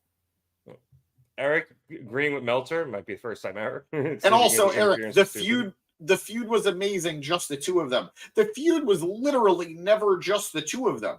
At one point, Hangman and the Bucks were the Ring of Honor six-man champs, and they beat they lost to the Mogul Embassy. I mean, they beat the Mogul Embassy to win the titles in the first place, and then they lost back to them. Because of the interference with Swerve. I think, didn't Hangman walk out to go chase him? Yeah. This was literally never just the two of them. If I do have any complaint, and we'll get into that as we move on with the Elite, where was the fucking Elite? I said that in our chat. The Elite suck as friends. That's that whole storyline, isn't it? They are terrible friends. I'll tell you this: the Dark Order wouldn't have let that shit happen. This is true. That is very true. I dug the interference. Did it feel? Yeah, no, we know it's more than 3 years, Eric. At least more than 3 years. But I was fine with the interference because if Hangman's going to lose, I want the odds to be stacked against him. And Cage is somebody who has a long history with Hangman too. So I was fine with all of this. Cage has a very good trilogy with Hangman, actually. Yeah. Very underrated. So A-okay. No notes. Excellent match. I think for me, the interference was just take it or leave it. It was there, and I don't think it took away from the match. If he didn't have it, I think I would feel the same way. Yeah. I love this. It was a beautiful disaster. It's what it was. It really, really was. I loved every second of this. I can't wait until what they say on Wednesday. I want to hear from both of these guys straight away. Swerve didn't win. He escaped. Absolutely. Well put.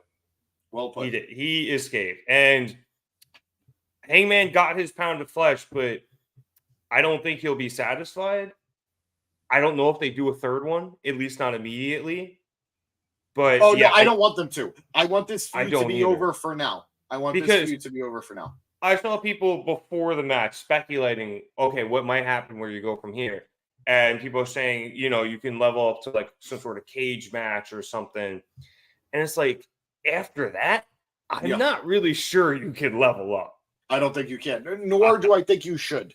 I want the only thing that can make this feud better at this point is stakes.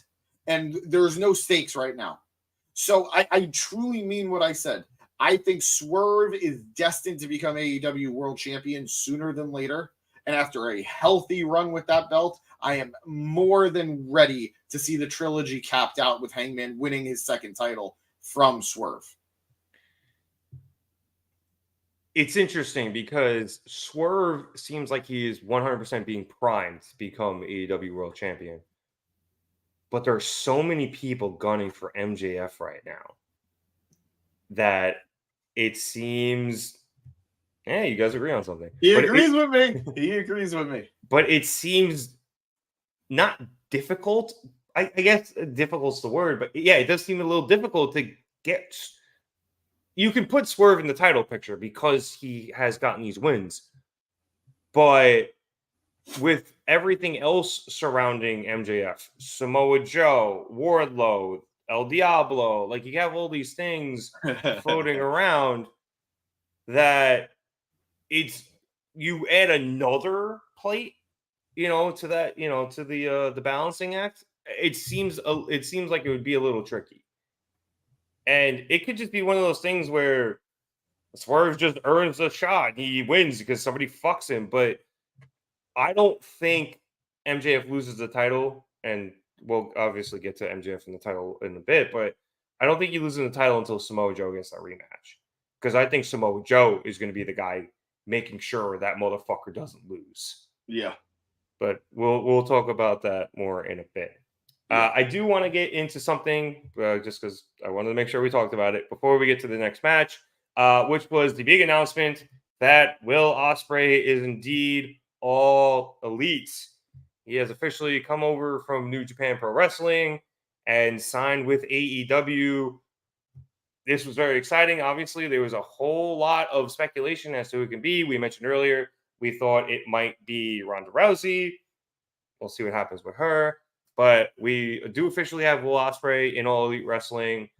I'm very excited. Obviously, the other parts of Aussie Open are there, even though Mark Davis is hurt. We do have Kyle Fletcher, even though he's part of that carny piece of shit Don Callis' family. I mean, so is Ospreay, technically.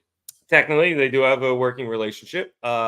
So we will see what happens with Will, but I'm super excited to have one of, if not the best wrestler on the planet right now in All Elite Wrestling, James. Yeah, I think the worst part about this announcement was how Tony Khan tweeted about it.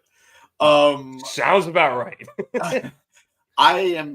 We all kind of had an idea that Ospreay was coming, you know. Yeah, well, it got leaked 2 days ago, so. Yeah. But even before that, even before the leak, like we had a feeling Ospreay was AEW bound at some point. Was there the thought that maybe he goes to WWE? Sure. Was there the thought that maybe he re-signs with New Japan?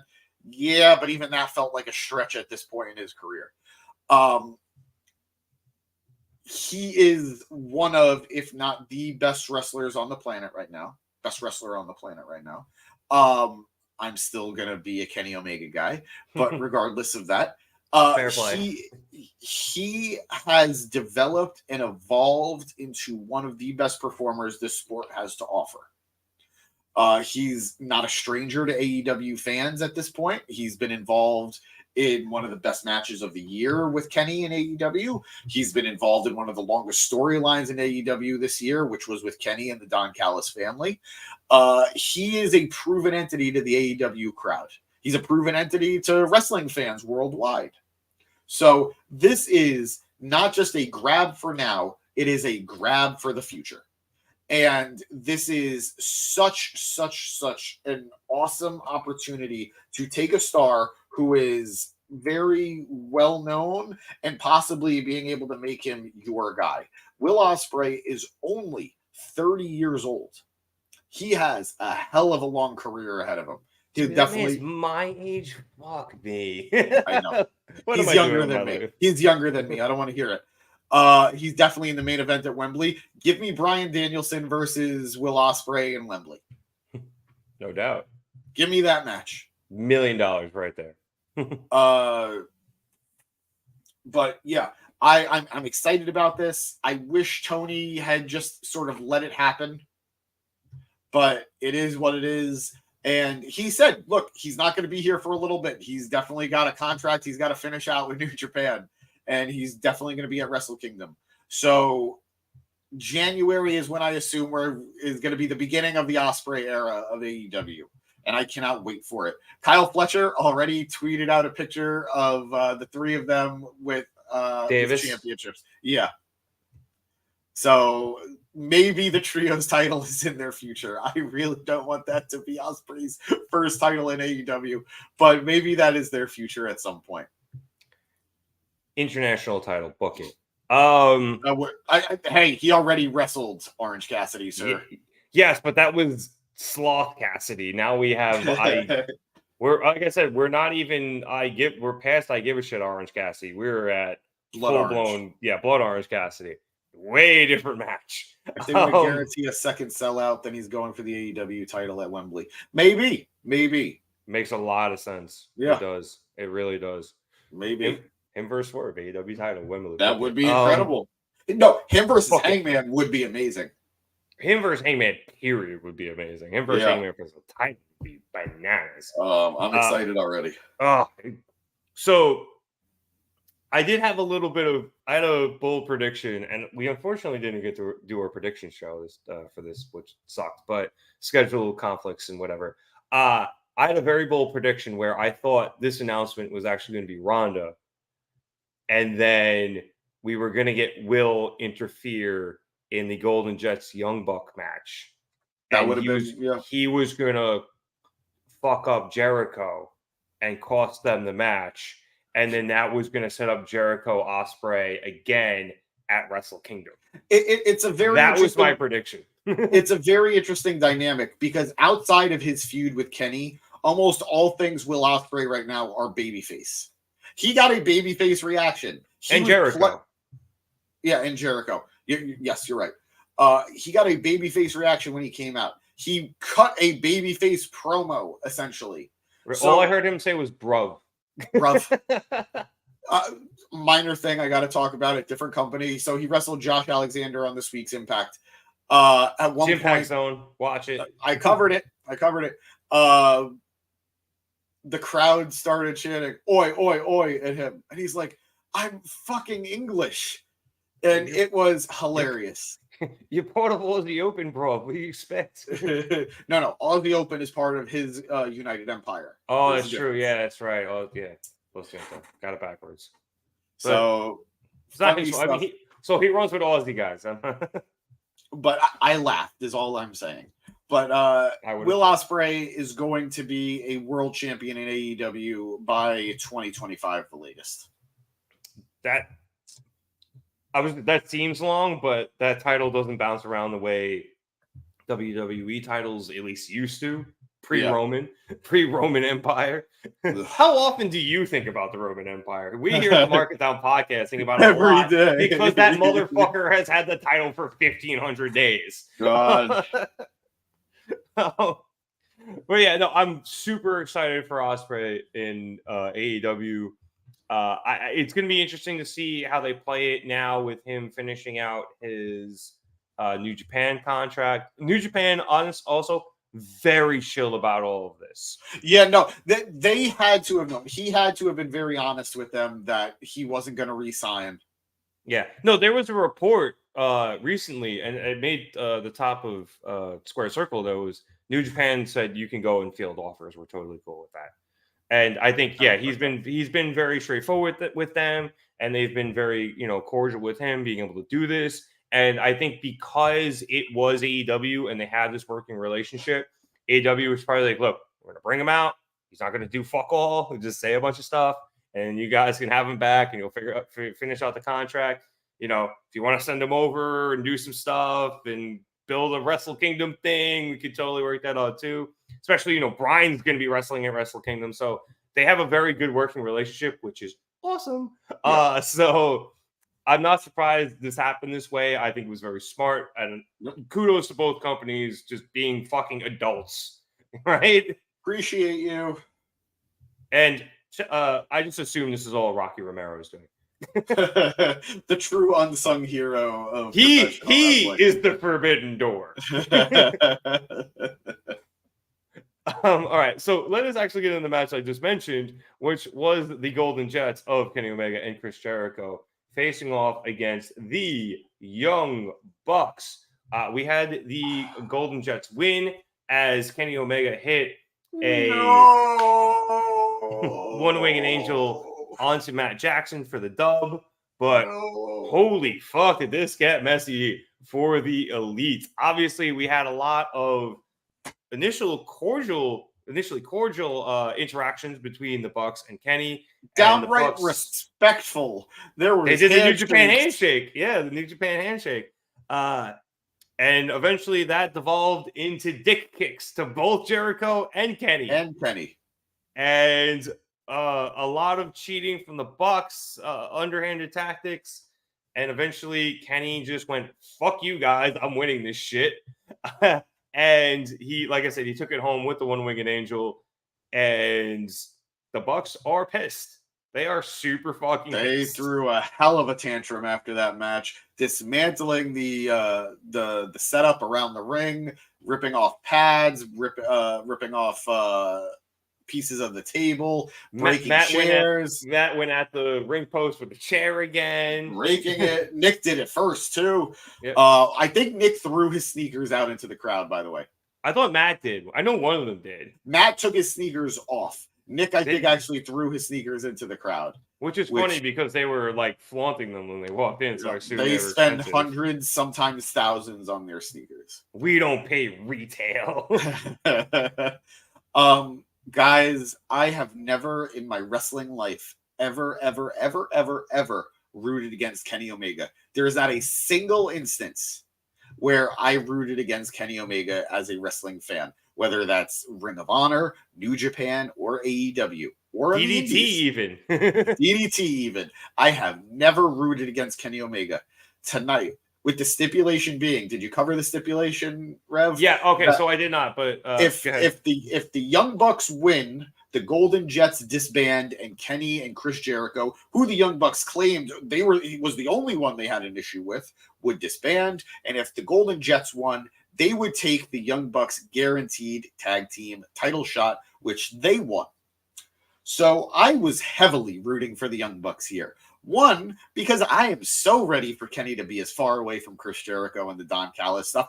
Don Callis, who was on commentary during the fucking match, meaning fucking this isn't over. Piece of shit. So I was very much rooting for the Young Bucks here because I don't want Kenny involved with Jericho and Callis anymore, and I want him to move on. I was also rooting for the Young Bucks because as much as I love Kenny, I do really enjoy the Young Bucks. I don't enjoy the Young Bucks because they are Kenny's cornermen. I like the Young Bucks. And at this point now, after tonight, Kenny has beaten the Young Bucks in 3 separate tag matches with 3 different partners. The first being Kota Ibushi as part of the Golden Lovers, the second with Hangman Adam Page, and now the third with Chris Jericho. That's rough, buddy. That is rough, Young Bucks. So much for the greatest tag team of all time. I get the vibe Bucks don't even want to be there. I ignored that because, all due respect, Producer Boy, that is the most ridiculous thing you've ever seen. No, I will say, to Producer Boy's credit, while I don't agree with that statement, there are a lot of fans online who seem to think that the Bucks, and to an extent Kenny, are very dissatisfied with what's going on in AEW. That said, I don't think that's true. These men just signed contracts this year. Big one, long ones. Long ones. This is part of a storyline. Yeah. So it's not that they don't want to be there. They're just mad at Kenny because he's not beating their boy right now. Again. Exactly. So I don't think that's the case, Producer Boy, but who knows? I'm putting that one firmly in the rumor category. And just separately, Tony Khan confirms talks with Mercedes Moné, saying he'd love to have her. Mercedes has gone on record, I think it was last week, saying in 2024 she will be with some wrestling company or another. There are a lot of options right now. So let's just see what's the Moné for her. They've been nicely played. They've been playing footsie for a while now.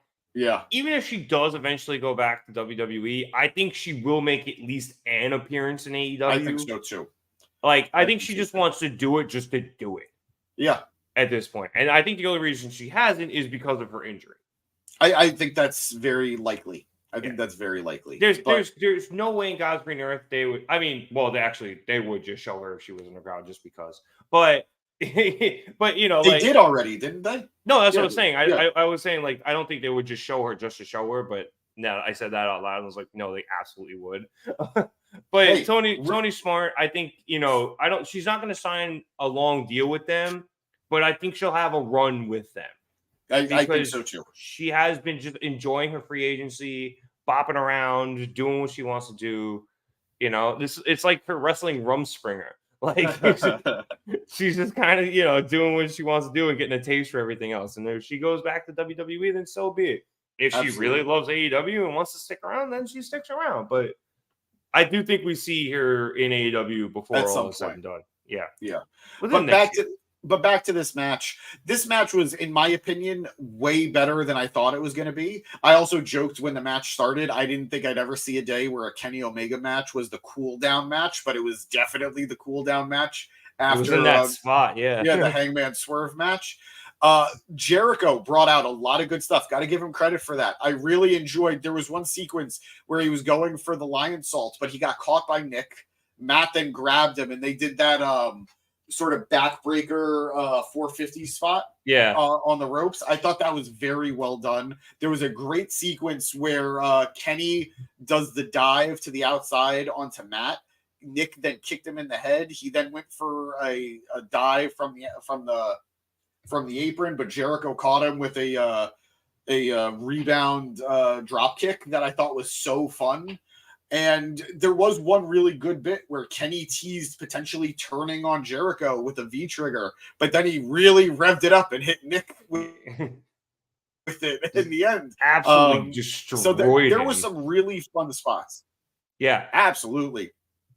Yeah, so much for this match was so much for the Bucks of Jericho. Or is it Y2 Jackson? Or is it Y2 Jackson? Well, that can only take place on C. At C. At yeah. C. Yeah. Can't take place on so land. big. Yeah, so big. I love that we know BTE references together.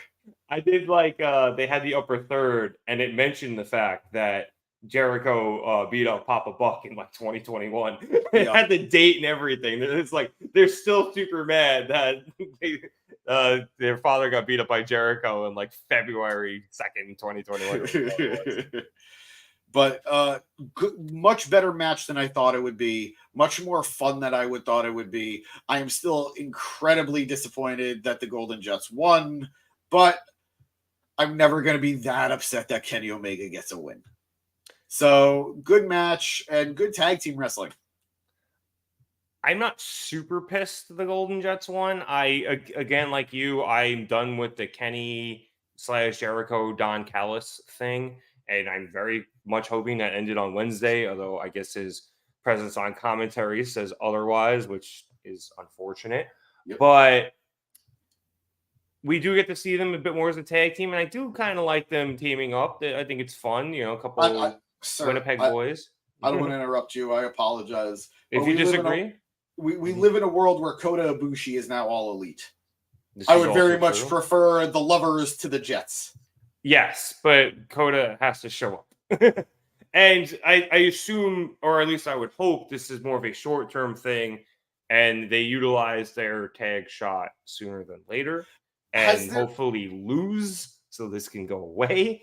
Has there been an instance in AEW yet where a competitor has won the tag titles on different occasions with different partners? I know there have been multi-time champions like the Young Bucks, FTR, but has there been an instance where somebody is a multi-time tag champ with different partners? Not off the top of my head. Kenny could be the first. That would be cool. Here's the thing. It's part of me doesn't hate that title run, Jericho and Kenny. Like, I don't hate it on paper. I don't think where we are, I don't like it. Yeah. You know what I mean? I think that as beatable as Big Bill and Ricky Starks are as champions, because if any team beats them any week moving forward, I'm not going to be shocked. Yeah, the shock was that they won the shock was that they won the titles in the first place. But regardless of that, I think the Golden Jets could easily unseat them for the tag titles, but I don't think the Young Bucks are going to let that happen. Interesting. They are the Young Bucks are full blown heels now. Right? They dick kick Kenny. Yeah, they're fucking heels. But I think the most interesting part of this match for me was we saw two finishers hit by the Young Bucks that were not their own. Nick landed a Judas effect, but that did not result in a pinfall attempt. But more importantly, I think it was Matt hit a one-winged angel on Kenny, and Kenny kicked out. Yep. And if I'm not mistaken, this is now only the third time the one-winged angel has been kicked out of, and twice by Kenny. The one-winged the only thing I was going to say was the only other time Kenny did it was in the Hangman match. And that meant a lot. And it was so cool. And didn't he kick out at one against Hangman? I don't remember. I know he kicked out. I don't remember if he kicked out at one. But I do know he kicked out. And we were like, that was awesome. Like, we were all wondering, like, is Hangman going to kick out of the one-winged angel? How are they going to play it? And they played it like that. And we loved it. And now I feel like they did it again. And I feel like it just kind of took something out of that other one a little bit. Really? You think so? A little bit, yeah. Because didn't Ospreay hit it on him too when he kicked out of it? Oh, did he? If he did, I forgot. And then that would be annoying. Was it in the Wrestle Kingdom match? I'm looking it up right now. But yeah, all right. So depending on what it was, I don't know. I like Kenny being the only person not named Kota Ibushi to kick out of the One Winged Angel. But I think that like it's something that should happen so rarely that every time you do it, it lessens it more and more. And I wasn't sure this match rose to those levels. Here's the thing for me. I understand what you're saying, but to me, the importance isn't the move. The importance is Kenny Omega hitting the move and no one kicking out of it. There's a difference from nobody kicking out of the End of Days move versus kicking out of Baron Corbin hitting the End of Days. For God's sakes, what's his name? Killian Dane's finisher was technically the One Winged Angel, or whatever he called it when he hit finishers. But I'm not bothered by somebody else doing it. I think it's more special that somebody like Kenny, this move that's all powerful, Kenny Omega is the one who makes it all powerful. And if somebody tries hitting it on him, you ain't getting that 1, 2, 3. I get what you're saying. I get your argument, but please continue. No, because I was gonna say, like, you see that with other finishers, like, you know, you've seen Rock and Stone Cold trade rock bottoms and stunners. You see Rock and Cena trade rock bottoms and AAs or FUs, depending on what era you want to go with. Like you see that all the time. I feel like in WWE, and it just kind of goes by the wayside. It's more insulting than important, and I feel like for me, the One Winged Angel is, I think, the most protected move in wrestling. It is. No, it absolutely is. And watching other people do it, it's got to rise to just a certain level. And the Bucks in general are a team that it does rise to that level. I just wasn't sure this was the time or place for it. There was another instance, by the way, in the tag match where Kenny teamed with Hangman against the Bucks. Hangman hit the One Winged Angel on one of the Bucks and they kicked out. But so yeah, all right. So, but that rises to the level. I think that match, obviously, again, Meltzer has called it the greatest tag match on American soil, and that motherfucker was absolutely right. I don't disagree. So I don't know. Maybe I'm just being a little too getting on. Maybe I'm getting on my soapbox about the One Winged Angel, but it's one of those moves. I'm just like, it's so protected, and I want to keep it that level of special that even when somebody else hits it, it's like, oh my God, they hit the One Winged Angel on Kenny, and then he kicks out, and it's like, let's go. I get what you're saying. The one instance with Hangman. So I get what you're saying, and you do make a good argument. I do think that while I think the Young Bucks are important enough to Kenny that Kenny would allow something like this to happen. Because you got to think about it in terms of the disrespect. The Young Bucks, who are his best friends in the world, were so shitty to him that they tried finishing the match with his own finisher. On him. That's, to me, that makes it worth it. It really helps solidify how far the Bucks have fallen. And maybe it was just the build to this match was very short, and maybe it was the placement on the card. I don't know. The match, it's like on paper, this match could have been built to the level where Matt hits a One Winged Angel, and I'm flipping out because the level of disrespect. Yeah. But this match was booked, 2 weeks ago? And there was build, but it was mostly just Matt throwing a hissy fit when they lost the fucking titles. And then he just got salty with Kenny and Jericho like 20 minutes later. And that was the build to this match. It was just the Bucks are salty. And I feel like when you do that, there should be a level of gravitas. And again, I'm probably just getting on my soapbox and everything, but I don't think it's something you should take the piss out of. And I respect that. I do respect that. I don't want to see that spot often. Yeah. I don't. But I think the Young Bucks, I think Hangman are the people that Kenny is willing to do that with. I think, honestly, there's 4 people on the planet that should do it. It's the 3 you just mentioned and Kota. And that's it. No one else should ever even look to hit that, ever. I agree. I completely agree. I'm getting bogged down, so I myself am going to move on because we do have to get to the main event of the evening, which saw MJF or Adam Cole, I think, go for the AEW World Championship. So as we covered at the top of the show, MJF got injured in the post-match beatdown by the Ass Boys after his successful defense of the Ring of Honor World Tag Team Championships with Samoa Joe. He was ambulanced out, and as I mentioned earlier, he made Adam Cole promise that they wouldn't take his title.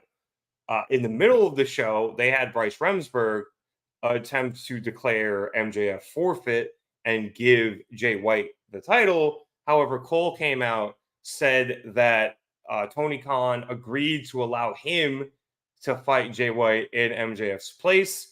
We had Adam Cole versus Switchblade Jay White for the AEW World Championship to the point where they did the entire introductions and Cole's in the ring on his crutches, still not moving around on them very well. And we were about to get there, and we had, I don't care how many times we do this, it's still one of my favorite things in all of wrestling. MJF stealing the ambulance and driving it back into the arena, coming out, busted leg and all, and he comes down and is actually able to defend his championship against Jay White. Obviously, one-legged man in an ass-kicking contest. Yep. But so I want to reference a tweet here. So as MJF was coming out, he was being held back by security, referees, every officials. AEW officials, yep. Everybody was trying to stop him from entering the ring. Britt Baker tweeted, "It took 20 people coming out for MJF to try and stop him for the match with Jay, yet not a single person tried stopping Adam from going out there." Britt was mad active on Twitter tonight. She was chirping up a storm. Yep. So, very interesting thing if you're in the camp that Britt Baker may be the devil. Yeah. And I mean that in a wrestling sense. So, we do have MJF officially retaining his title using the Dynamite Diamond Ring. Shenanigans abound here at the end. But not the evil shenanigans. Not the shenanigans I was expecting, though. We did have the Ass Boys got thrown out earlier in the match because they again attempted to go after MJF's leg with a chair, and Bryce Remsburg caught them and chucked them out. But when he took a ref bump, they came back in, but Cole was, after a little bit of accidental mishaps, was eventually able to get MJF his Dynamite Diamond Ring. MJF is able to take out both the Ass Boys and then Jay White with the Diamond Ring, and he gets the dub. So, like I said, you're missing some stuff. You're missing some stuff. I'm missing a lot of stuff. There was one bit where Jay White puts MJF in a figure 4 leg lock. Woo! And as he's in the hold and MJF is struggling, clawing to get out of it, Adam Cole has a towel in his hand that he's looking like he's going to throw in the ring and give up on him. Towel. Like a terrible towel. Jesus. Very reminiscent, and commentary was really struggling here, but very reminiscent of when MJF turned on Cody Rhodes at the first Full Gear. They didn't know. Excalibur said it. He just couldn't say Cody Rhodes. Yeah, he did not say Cody, but he did specify similar to Full Gear years ago. He said the first Full Gear. Yeah. And then, of course, you mentioned the ring being thrown in the ring and it going to Jay instead of MJF. Yeah, I did. It was like I said, some a little bit of mishaps getting it. Adam Cole trying to hand MJF the AEW Dynamite Diamond Ring, but instead Jay White taking it and almost costing MJF the match. The Ring of Honor tag title belt shot too. Yeah, Cole hesitated hitting Jay White, and his hesitation cost him. White took the title and hit MJF over the head with it, and MJF was able to kick out. So I've seen a lot of people say something, and this was a very interesting detail. This is the first show in a while that Adam Cole was actually there in person from beginning to end. And it's the first time in a while we haven't seen the Devil make an appearance. Did Adam Cole hesitate to hit Jay White with the title belt, or was he hoping to give the title belt to Jay White? Did Jay White accidentally leave the ring for did Adam Cole accidentally leave the diamond ring for Jay White, or did he purposely give the ring to Jay White? He was very haphazard with that ring, man. I don't know what this means. I don't know if this is a red herring. I don't know if these are clues. All I know is Adam Cole is definitely under the magnifying glass. So good stuff. MJF looked like a fighting champion who did overcome the odds. And maybe you're like Eric in the back. Devil beat up Jay makes no sense. I mean, it makes sense if you're trying to throw people off your scent. And it makes sense when you realize that Adam Cole was first taken out of action in AEW by Jay White. And the only reason he would get involved at this point is because he's got a vendetta against Max. So he already got his revenge against Jay White, and now he's going on to Max. So that does make sense. Stinky. I thought you were going here. You said overcoming the odds. I thought you. Well, I was, but then I saw the new comment. And then I saw the new comment. Look, you could very well make an argument that MJF definitely kicked out of more things than he should have tonight. He wrestled the match early on. He got taken out and sent to the hospital. He got obliterated during the match. Interference, having that leg focused on belt shot. Belt shot. You could easily say that he may have kicked out of too much. Personally, I'm okay with this because this was a very classic babyface story of somebody overcoming the odds and getting the win. And we can all tell the days are numbered. MJF is officially the longest reigning AEW champion in the company's history. He's officially at a year. He's not going to go much longer. Jay White was never going to win this feud. So I don't mind Max looking like the conquering hero coming back here and surviving, because he's not going to survive for much longer. And emphasis on surviving. He cheated to win. Again, we just love him for it now. Yeah. You know, like I said with Swerve earlier, he survived. He didn't win. So I think that's very important. I have seen a few people, like Dragoon, for example, very upset that Jay White lost after not suffering enough, or not by not suffering enough. What I mean is not taking enough damage to justify the loss. He took a diamond ring to the head. Yeah. I think Jay White is still protected. The reality of Jay White is we've seen people lose with less. Exactly. And we've 100% people lose taking that dynamite diamond ring to the head. So the reality of who Jay White is as a character is he is a chicken shit heel who happens to also be a great wrestler. But being a great wrestler is not what gets him the wins. Being the chicken shit cheating heel is how he wins the majority of his matches. If you want him to be booked differently, you're not really understanding who Jay White is as a character. Because yes, he did beat Okada. He did do a lot of things that he accomplished on his own, but the majority of his wins are via cheating or via Bullet Club shenanigan interference. So this isn't new stuff, as disappointing as it may be to his fans. And look, guys, the reality is Jay White will be an AEW champion sooner than later. He's another instance like Will Ospreay. He's very young. He's got his whole career ahead of him, and he is just getting started. So give it some time. I promise it will be worth the wait. Switch is surprisingly young. He's 20-something, right?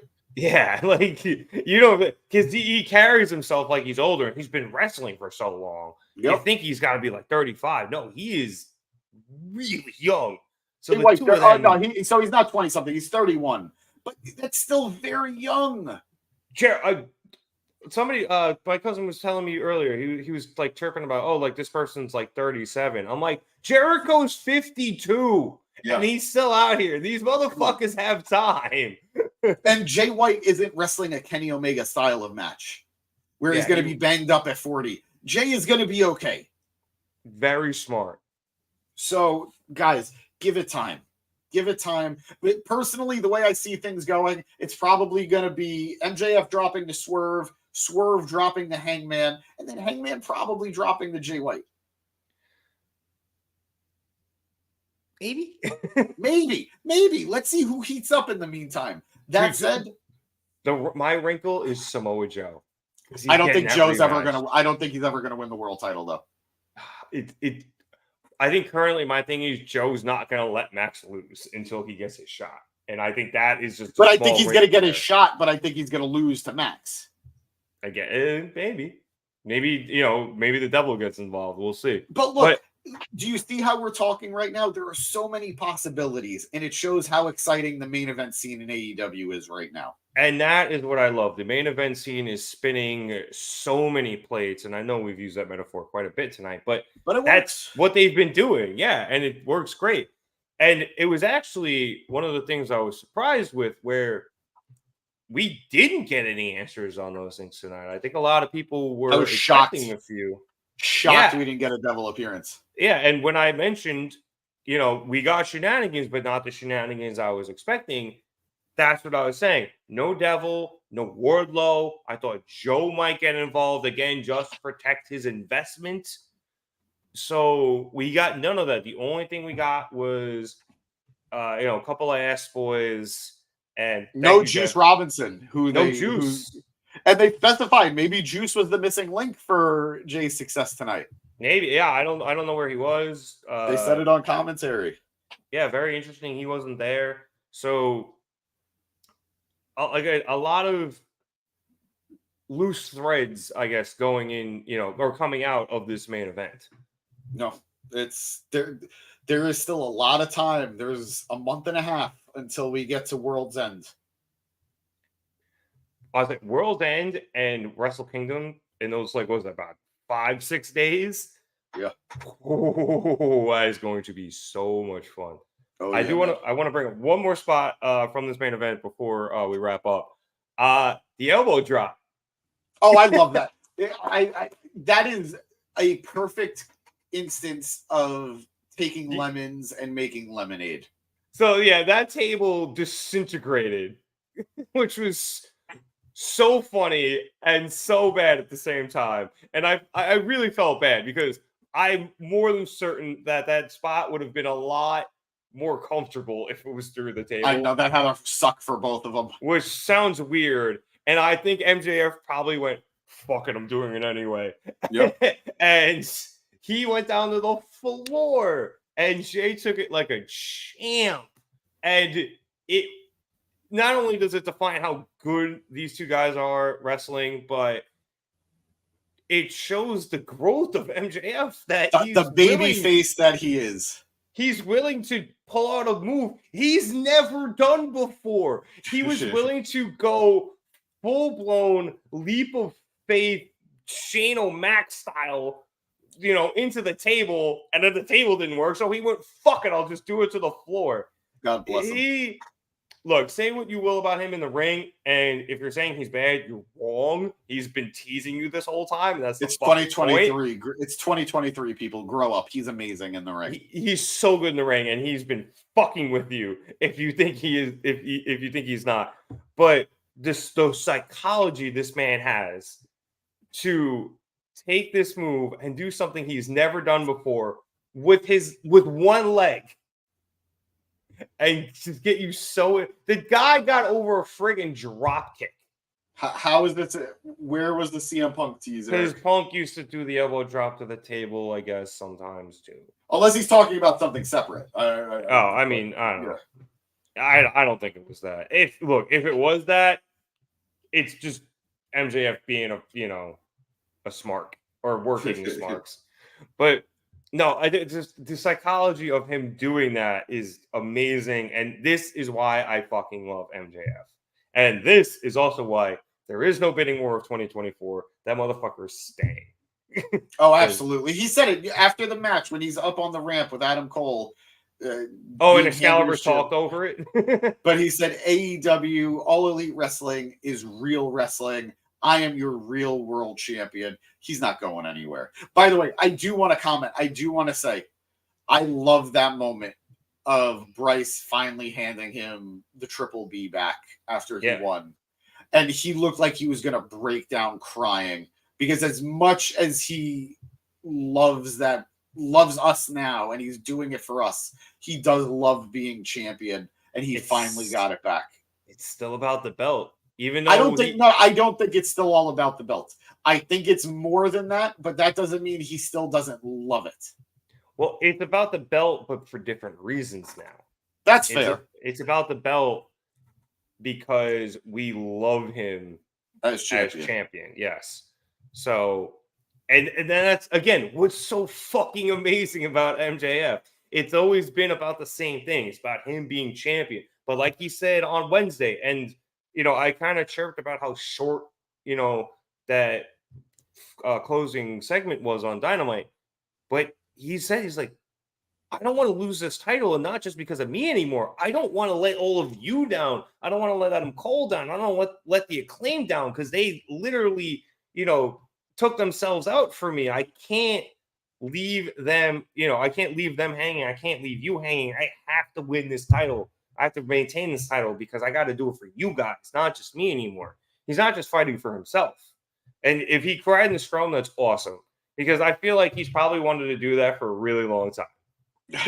And he can finally do it now because and this is what I always love about all the Long Island people who are on the roster. Caster, Remsburg, I think they've been together for a long time, which was also really nice that Remsburg gave him the title back.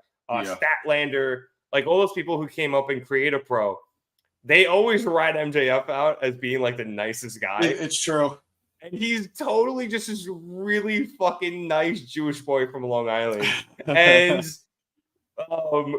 we never get to see it. And now he's finally a face for I think maybe for the first time in his career. Yeah, I think so too. MJF, by the way, Dev. MJF cried. MJF was crying at the post press conference, and he was almost crying at the end of the pay-per-view. And he finally gets to show us his true emotions and like reacting to how much we love him. Even when we boo him, we still love him. But that's kind of the point. Because that's how fucking good he is. We boo him because he's that good.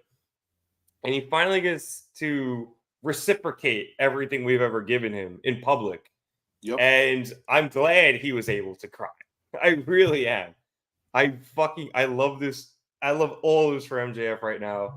And face MJF is getting his flowers, and he deserves all of them. All of them. Every single one. Maybe not from Mariah May, but he is getting his flowers. All right, so that was Full Gear. I screwed up the crown at the bottom, so let me fix that. There we go. James, overall, though, I thought this was a great pay-per-view. Top to bottom, I don't think it was a bad match. Literally, the slowest segment of the whole thing was Will Ospreay being announced as All Elite, and that's still phenomenal news. So, yeah, great show. Banger after banger after banger for AEW pay-per-views right now. Great show, and AEW has a lot that they need to accomplish with World's End to make sure that they end this year without a bad pay-per-view. This was incredible. I loved almost every match. Even the matches I wasn't hyped for going into surprised me. We got two great women's matches. Swerve Hangman is going to be on the highlight reel of some of AEW's best stuff for years and years to come. Somewhere Tommy Dreamer shed a tear for that match. Yeah, absolutely. Absolutely. This was a ton of fun, and I'm loving AEW right now. I know AEW isn't the hot commodity it was a little while ago, but in my opinion, it's nights like this that need to wake us up and realize we have a great program on our hands. So I'm very excited to see Dynamite this coming Wednesday, seeing how we go. It's going to be the start of the Continental, which we didn't get to talk about.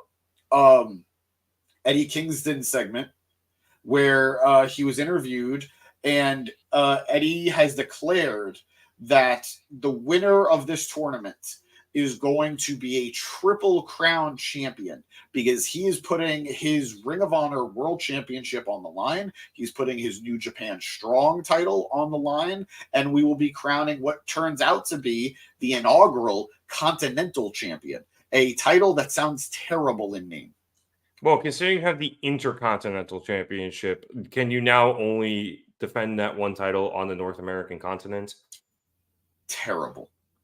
Not great. I just thought it was kind of like the Owen where you just got a bullshit title. Apparently not. Apparently we're getting a new belt out of AEW. Whack, we have enough titles. Even I agree. The only way it works, two companies worth of titles. We don't need a fucking other one. The only way it works to me is if it stays on either Dynamite or Collision and does not go to the other. Okay, Producer Boy is saying that there is no new title. So Tony said no new title because I read that there was going to be. Why would he call it a Triple Crown then? I guess because you get the two actual belts and then you get the title if I won the. Okay, so you know what? That's a little bit better. But I'll take it. Yeah, I'll definitely take it. I'll definitely take it over a new belt. And I'll also say I don't like that they wrote Eddie Kingston into this corner because now if he doesn't win, he's just losing this major championship he finally won in a tournament. Yeah, I don't like it either. I didn't love it.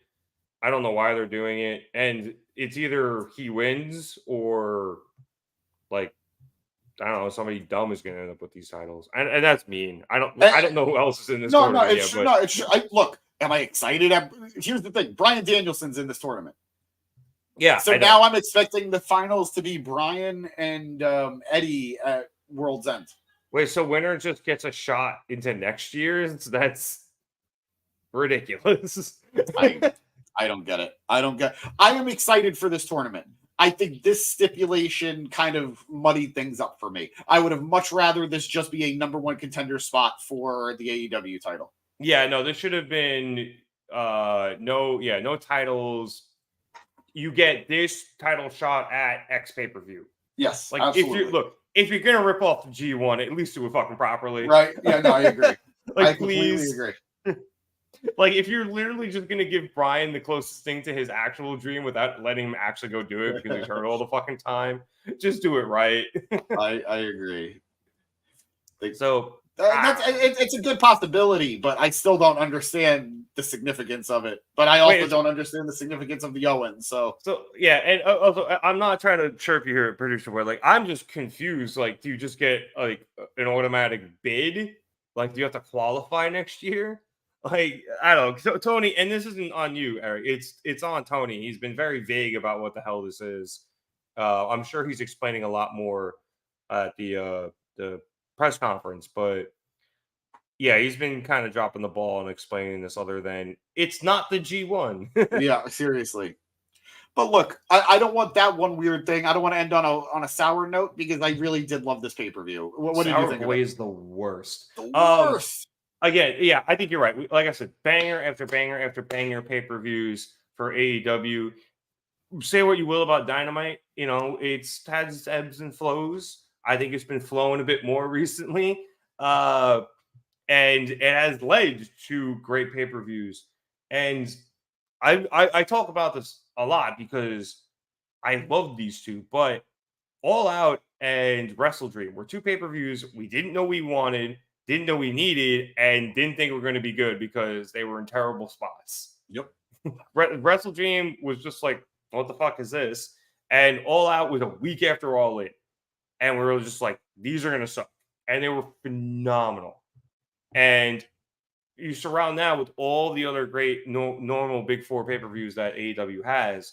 And like you said, if World's End delivers, which I think it will, and I think there's a good chance we get almost a bit of a run-in into Wrestle Kingdom with that as well.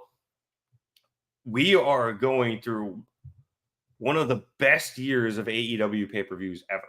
And I know there's not a whole lot to choose from there, but considering those early ones, which were so good, I think we've now found a very nice middle ground between early AEW and expansion AEW, I'm going to call it, where all those people from WWE got cut and Tony signed a bunch of people and wasn't really sure how to use his new toys. Yeah.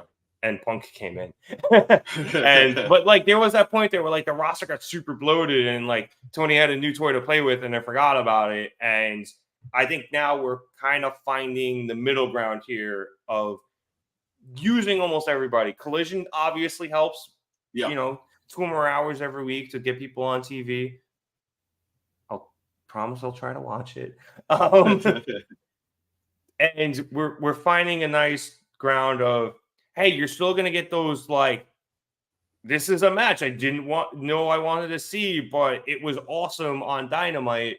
And, hey, this match is going to build up to the pay-per-view, or at least, even if the match itself isn't, there'll be some sort of subplot to the match that'll help build up to the pay-per-view, whatever feud it is. So I think we have a great middle ground there. I think it makes for great television on Dynamite, Rampage, and Collision, and I think that has been leading into just absolutely phenomenal pay-per-views for this whole year, and hopefully that continues with World's End and then into 2024. So on that note, that's pretty much everything. So I'd like to thank everybody so much for watching us here at the Market Down Podcast. Yeah, we talked a lot tonight, but it was still a little bit shorter than the actual pay-per-view. So that's our goal here. We just want to make sure we're under the 4 hours Tony Khan puts on a pay-per-view. God. That shit started at 6:30 with That's crazy. With the 0 hour. Although technically the matches didn't start till 7. They suckered me in. They got me to put that shit on at 6:30, and I turned off football for 15 minutes. They need the views. They need the motherfucking views. Thank you, Sammy Guevara. Hope Sammy gets better soon. Yeah, I do too. Yeah, he was sorely missed in that street fight. But yes, I cannot believe I saw that shit so hard. But yeah, like I said, we talked a little bit long tonight, but it was a long pay-per-view, and it was a great pay-per-view, and there's a lot of stuff to cover. But normally we're not this long-winded. However, if you enjoy us being long-winded and you subscribe, you can see us talk a lot more. We are live every week after Dynamite on Wednesdays, and we do our best to go live after Raw.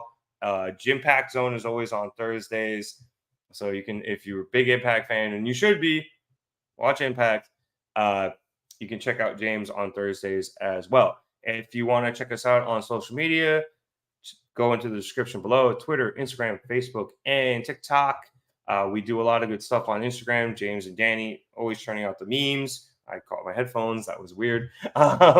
They do good work there. And again, thank you for everybody who followed along with me on Twitter this evening. And we do our best to just tweet shit up. And always please hop in the comments, tweet at us.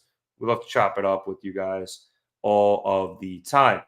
So, James, unless you have anything else to say? You did great tonight, partner. Thanks. I did my best.